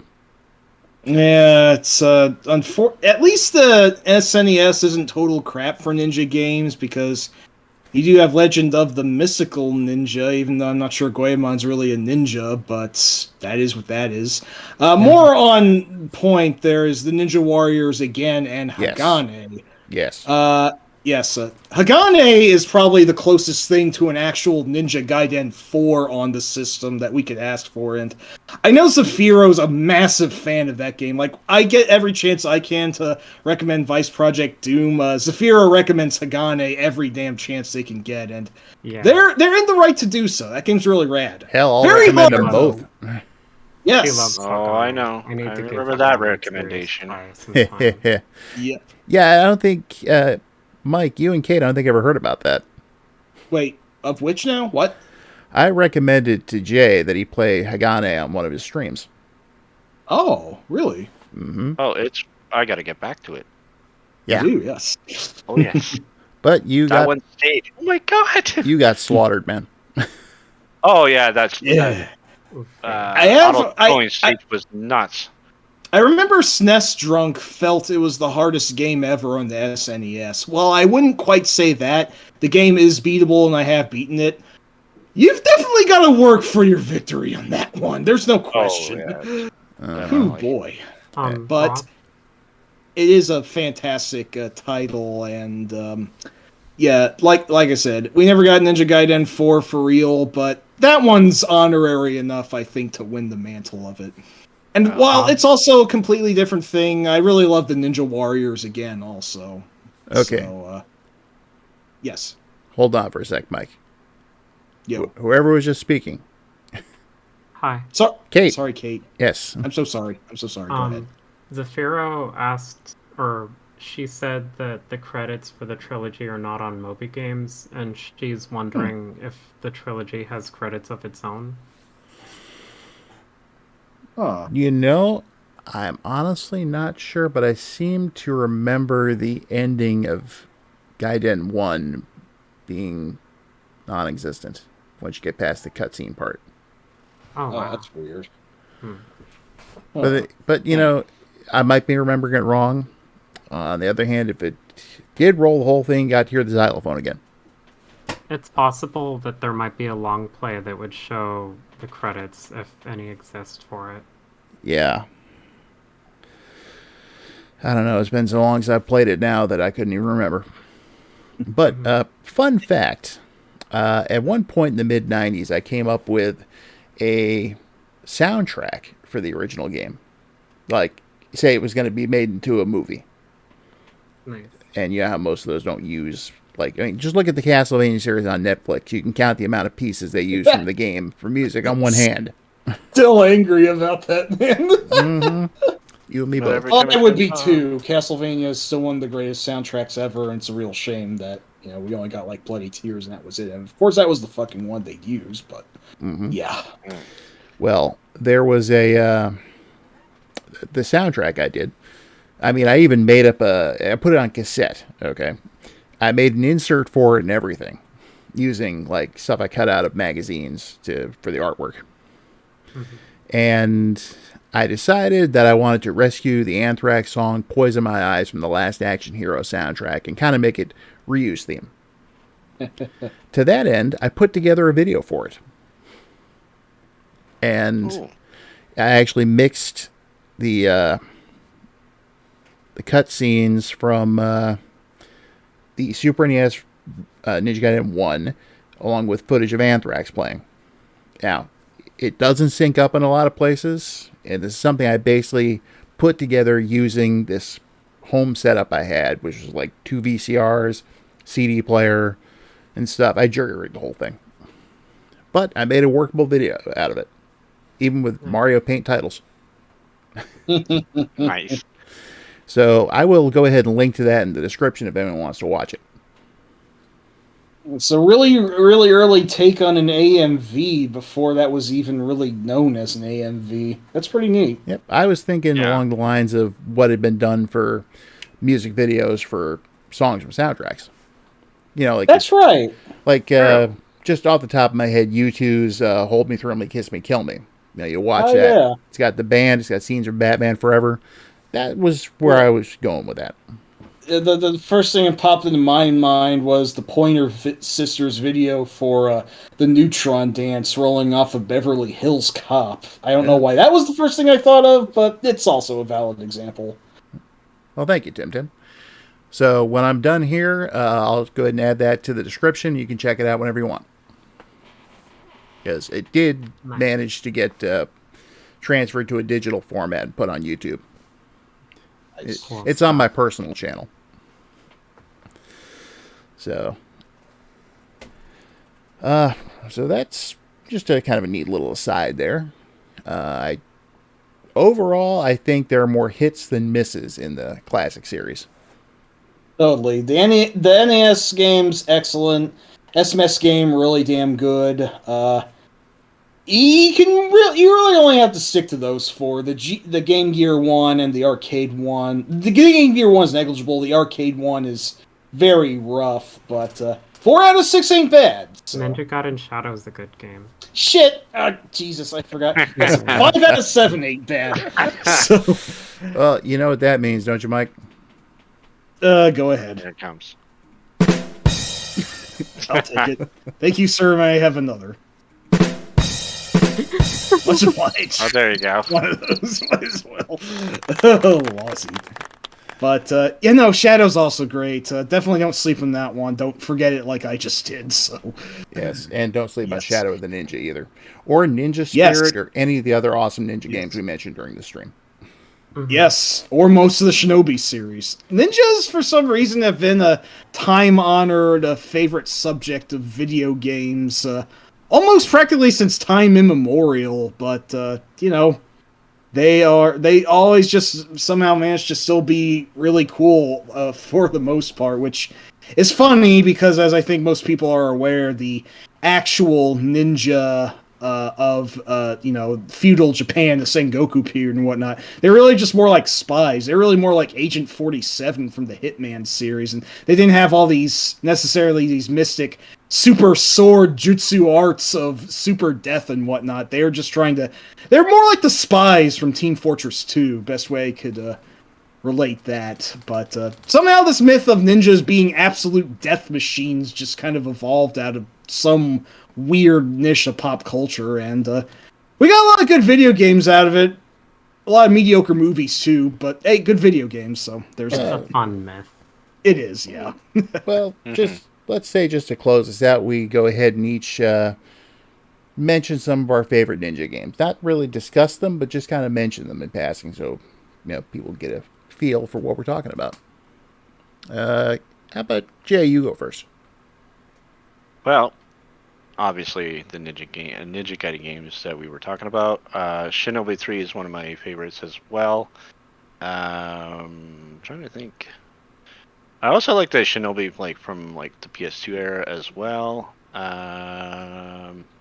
I can't think of a lot of classic ones, but those are probably some of the ones I would recommend playing for sure. Okay. And I also want to play the ones you mentioned as well. Oh, definitely do. How about you, Kate? So I also love the Ninja Gaiden games, as this roundtable's made clear. And I also am a big fan of Ninja Princess, as I mentioned. And I also really adore, as of late, the Shinobi series. In particular, I want to shout out Shinobi Legions on the Sega Saturn. That game doesn't get nearly as much attention as it deserves. I think it's one of the best action platformers I've ever played in my life. So I'll probably get the chance to talk more about it at some point. Oh, you will. And high praise there. Mike? Well, Snarbu, shout out to Shadow Warrior from the PC from 1997. That's not a game I want to go too far into because it really doesn't hold up in a racially sensitive way. Jesus fucking Christ. Yeah, that's an interesting game in its own right. Yeah. Interesting, yeah. The Shadow Warrior games that came out in the 2010s, loosely based on it, those are actually pretty cool. At least I think the first one's the best of those. The second takes a weird direction that I don't necessarily think is bad, and the third feels like it's trying to recapture the magic of the first and didn't quite succeed, but... I haven't played the first, or I haven't played the second and third, but I did like that 2013 reboot. Yes, the 2015's reboot is a really fucking fun game. Definitely play that one if you haven't. But there are, I think, of games that we haven't gone over. I mean, there's the Teenage Mutant Ninja Turtles games, if those counts, but those are also kind of their own thing in a way. So I'm going to mention one that I think Rob can also get behind. It's been a long time since I played it, but I really did like the first Tenchu on the PlayStation. That is much more of a, realistic-ish ninja game, in that it's much, much more about stealth, and your protagonist, Rikimaru, and was it Ayane or Akane? It's been a while since I played it. I think it might Ayane, be. okay. Yeah. Tenchu's a really great stealth game, and I think it's even released before Metal Gear Solid kind of stole the thunder of stealth games all going forward. Was. So. Yes. It's a pretty tricky one, as I remember, but there are all sorts of tools of the trade that you get through, I believe, 10 overall levels. You would have to get into boss fights every now and again, and One Kage, especially, kind of your rival, had this really awesome fucking music that played when you fought him. But I really remember liking the original Tenchu a lot, and sadly I never really got on the sequels much, something I'm going to have to correct. But it seems like most people tend to feel the first game was the best, although I see some advocating for 2 and what's, I guess, the third game, Wrath of Heaven, that was on the PS2. So definitely a series I should really check into more, but I remember really liking the first one. So I will say this. 2 had that level creator. I spent so much time in that when I was younger. Oh, shit. In fact, you know exactly where I'm going with this. Mike, a long time ago, proposed a level that I could create for Tenchu 2. So I did. And it took years, but I think I finally was able to get it to you so you could actually try it. Yep. I remember I was just throwing out all sorts of random shit for making a custom level without ever actually having played Tenchu 2. Like, I had played the first, so I guess I felt some things from that would carry over, but I really had no idea what I was doing. I just wanted to troll you. then you went ahead and counter-trolled me by actually making it a thing, and you did indeed get me to play it like a year or two ago, and yeah, of course I didn't beat it. I really had no fucking idea where I was even going in the level, so that's how that went. Then it went exactly as I planned. So you got the last laugh off of my attempt to... Yeah. Every time I try to troll you, you always turn it around in some way, which is hilarious, but will I ever win? Obviously not, so... So, as far as ones that I would recommend, besides the ones I've already mentioned here, like Shadow of the Ninja and the other game I was talking, Ninja Spirit, yeah. And Tenchu. Oh, let's see. There's also The Last Ninja on NES. There's Ninja on the PlayStation. Oh, wait. I'm supposed to be talking about good games, right? Yeah, I remember Ninja on the PlayStation being something that my friend Snarb, who is in the chat, has mentioned to me. And it is a ninja game as done by the makers of Tomb Raider, Core Design. Yeah. And yeah, I can see why this game didn't catch on like Tomb Raider. Notwithstanding even that it didn't make an iconic game character like Lara Croft. So now it sure is. Yeah, that sure is a video game. Now, I will say though that one of my joke answers actually had a little truth in it. The Last Ninja was actually a port of the Commodore game, The Last Ninja 2. Oh, yeah. And that series is great. The Last Ninja trilogy is very interesting. I actually beat the first game. I can't remember if I've ever beaten the second. I don't think I got very far in the third, but yeah, those are actually pretty interesting. If not kind of tricky to control. Where does Ninja Golf rank? That's an excellent question. Oh, Ninja Golf is great. I fucking love that game. Ninja Golf. Ninja Golf rocks. Yes. And Ninja 5.0 does too. Oh yeah, Ninja 5. Oh shit, I forgot to mention Ninja 5.0. Yes. It's finally getting a re-release by, I think it was Limited Run Games or Strictly Limited or whoever one of those. Yeah. Limited Run. It's going to be one of their Carbon Engine releases. That's right. Hey, That's right. Look at how much the original cart's going for these days. It'll actually make it affordable again. Yeah, I was lucky to get Ninja 5.0 just on word of mouth. In fact, when our friend Kurt launched Hardcore Gaming 101 all the way back in 2003, I think this was the very first new game that he talked about on the website, and he made it sound bitchin', and I just had to get it, and I did, and I'm glad I did. It's a great game, and then it became really fucking rare, so definitely one of the best action titles on the GBA. Now that more people can play it without resorting to files, as it were, there's no excuse to not play it, so. Yep. I'll also say... Yes, I saw that. El Viento. Yeah. Really... Not really the first thing I would think of when I think of a ninja game, but El Viento is one of my favorite games of all time. I do adore it. It is great. It has a very fast sense of motion. That like, you hold down and then press the jump button and that does that really quick dash and you can spam that. That is kind of ninja-ish in a way. Mm-hmm. Such good movement, yeah. I will say there's also... It's pretty much a ninja game, Mystic Warriors. Oh yes, the what we call it, the spiritual successor to Sunset Riders. Mystic Warriors is great, and my god, the soundtrack is amazing. Really cool action title. Recently. It did, yes, you're right. Holy shit. And Snarbu mentioned a more recent one, all the way back from 2012. Sort of a Clay Entertainment's signature game before Don't Starve, I think. Mark of the Ninja. That's actually one I played a couple of years ago, and except for the ending, I actually really like that one. It's a really goddamn good stealth game. Definitely one I'd recommend if you're looking for how a 2D stealth game can be handled. It also has a little bit, I think, of commonality with an even more recent indie game by the name of Katana Zero, which is like a ninja game by way of Hotline Miami. That one I really like a lot, too. Now I'm I also love Metal Gear Rising: Revengeance.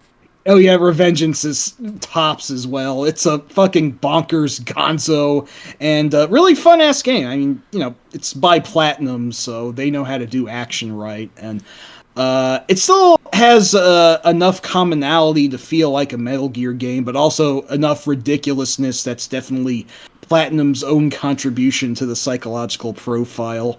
And you probably all know about the final boss and his mimetic lines by now, but the game has also a lot more substance in addition to that. So now I'm It's also good going to stuff. say I've seen the Ninja Warriors Ninja Warriors again tossed around quite a bit. Ninja Warriors once again just got mentioned. Yes, No one's mentioned the original arcade game, which yes, it was a prototype for what came later that was done better. But honestly, I still enjoy it. It's a I fun do game. too. If not just for the fact that it has the giant double and or triple ass Super Taito screen that they also used for the first two Darius games. Yep. Uh, Daddy Milk. And yes, Daddy Mulk is one of the greatest pieces of video game music ever composed. It's like it would go in a top 50, maybe top 20, I don't know, maybe even top 10. It's great. It's fucking tops. One is Zentada's best, so. And If for no other reason than Daddy Mulk, do play the original Ninja Warriors. fun fact for the Sega CD port of the game, there's actually a video that was specially shot for that version. I think I nice. remember hearing about that. Yeah, I don't think Yeah. I've seen it, but I've heard. Yeah, that's actually something they did for it. Zentada features prominently in it. Awesome, as well as they should. Yep. I have played Legend of Kage 2, or Kage, Legend of Kage 2. I have. Yes, I've done that too. That's good. I have a soft spot for the original as well. I do as well. I grew up playing the NES port. The music hurts my ears a bit, but it's not a bad little game. The jump physics are fucking ridiculous, but that's kind of an endearing part of it. So I never thought that they'd make a sequel many years later for the DS. But while it's been a long time since I played it, I remember it's a pretty damn good action game. If nothing particularly outstanding, then it's a decent way to blow a couple hours. And is there a game called Ninja Strikers? Ninja Strikers. Sounds like that could be a thing. But the first... Wait. Ninja Striker on the Nintendo Switch? What? Huh? That would probably be the one. Oh, maybe. There's apparently a game called Ninja Striker for the Switch. And is it uniquely for the Switch, or did this come to the PC? It's only $4. I'm not sure if I've heard of this one Cheap. before. But this is a thing, so I'll post the link to it. Yeah, go for it. Apparently, it's also on PC and iPhone and iPad. Okay. Oh, might have to look into this one. It actually looks pretty cute. Ninja Hayate, Snarb, was that the... What do you call it? That was like That's the FMV Time game. Gal, right? Yeah. Yes. Like Dragon's Lair and Time Gal, which Taito also did, and Space Ace and what have you. Among those, yes.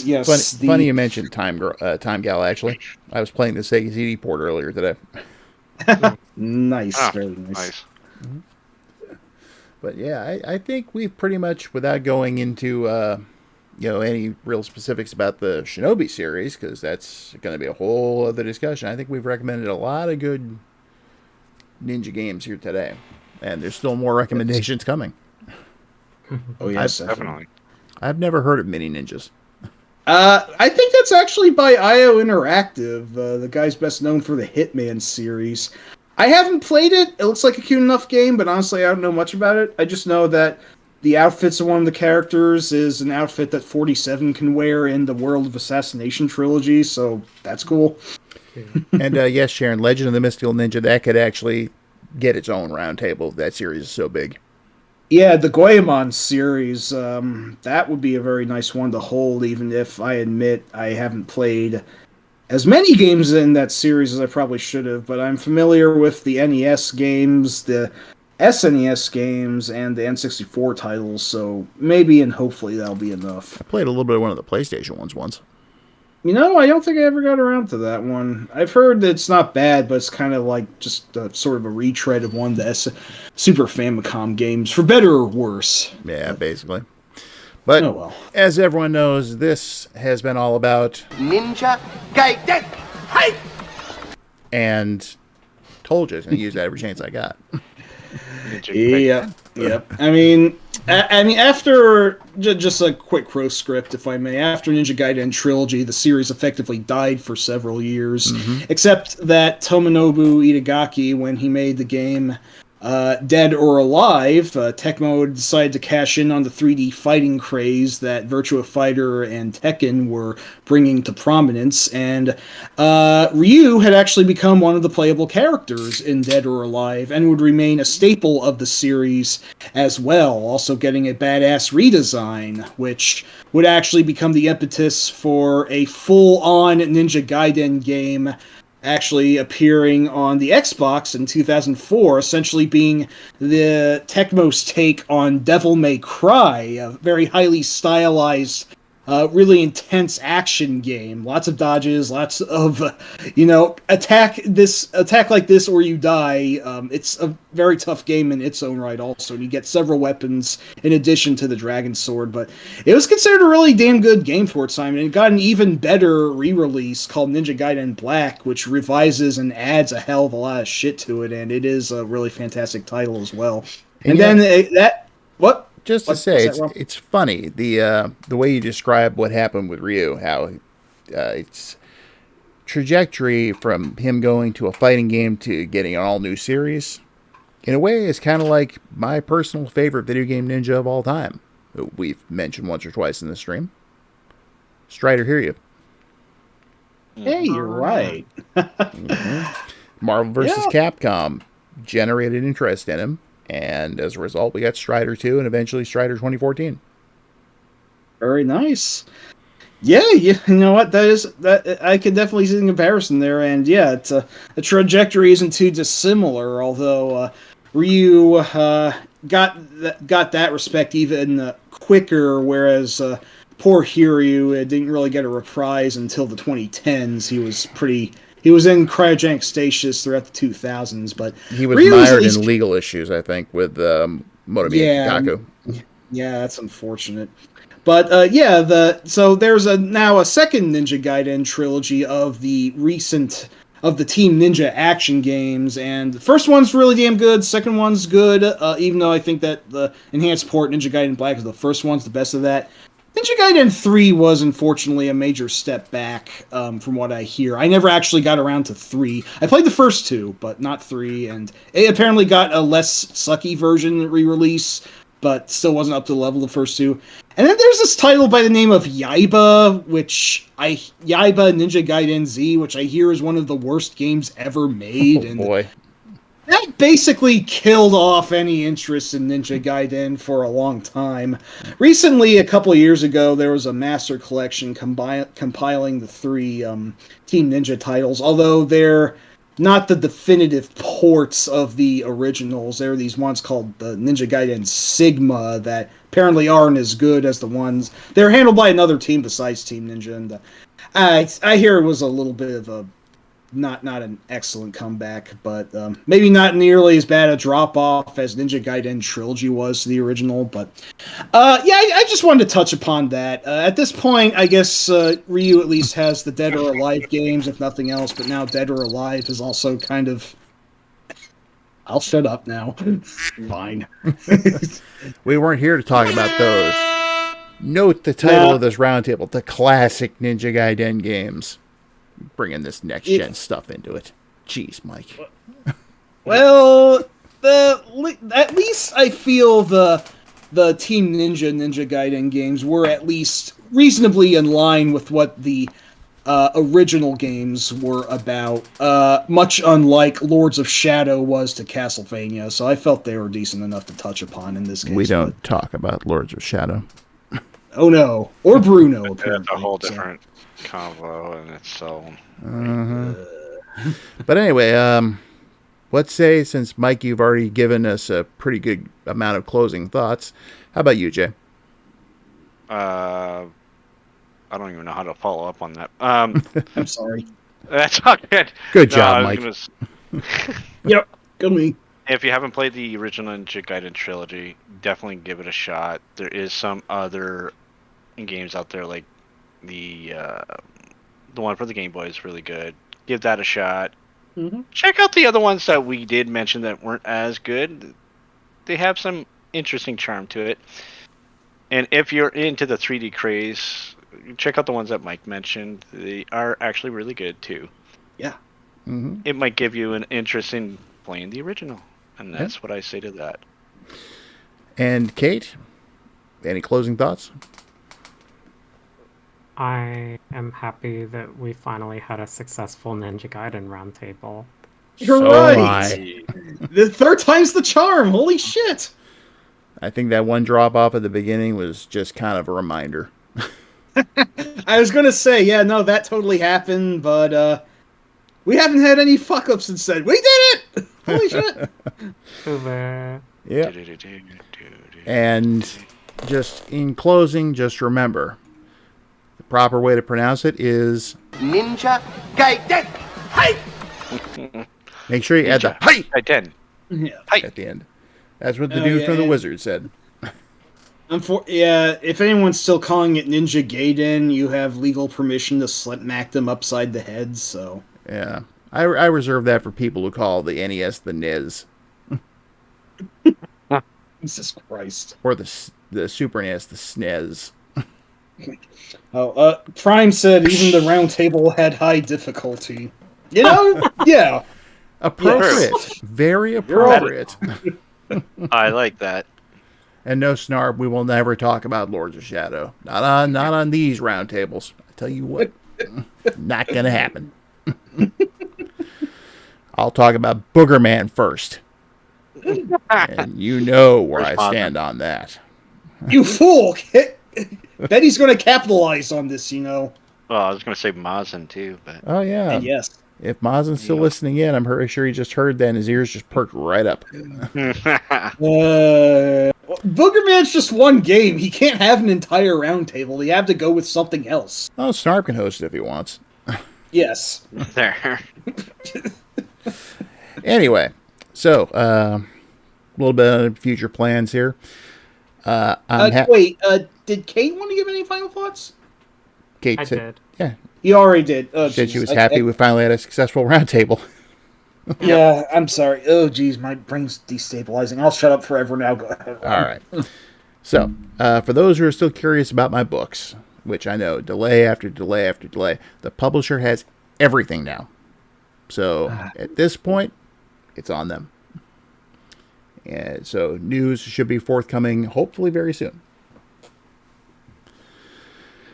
That aside, we don't have a themed roundtable planned immediately, but we will most likely be going to episode 2 of Dyer's Place coming up soon, in which we will talk about a variety of subjects, probably centering around movies. Ooh, nice. Intriguing. And I don't mean necessarily the movies themselves, but because it's not exactly on brand for Dyer and Betty to have a stream that talks about, say, movies or music. It's going to tie in with video games somehow. So you'll just have to see what Mike and I have planned. That'd be awesome. All right. Wink. So, thank you all for joining us for our successful roundtable. Round of applause. And thanks to everyone who stopped in during the course. Thank you, everyone. Yep. Yes, thank you. for coming. Much obliged. Yep. So, just to keep an eye out, you'll see the announcement for the next episode of Dyer's Place soon. And with that, goodbye. Have a fun. Bye-bye. Bye, everyone. Take care and enjoy.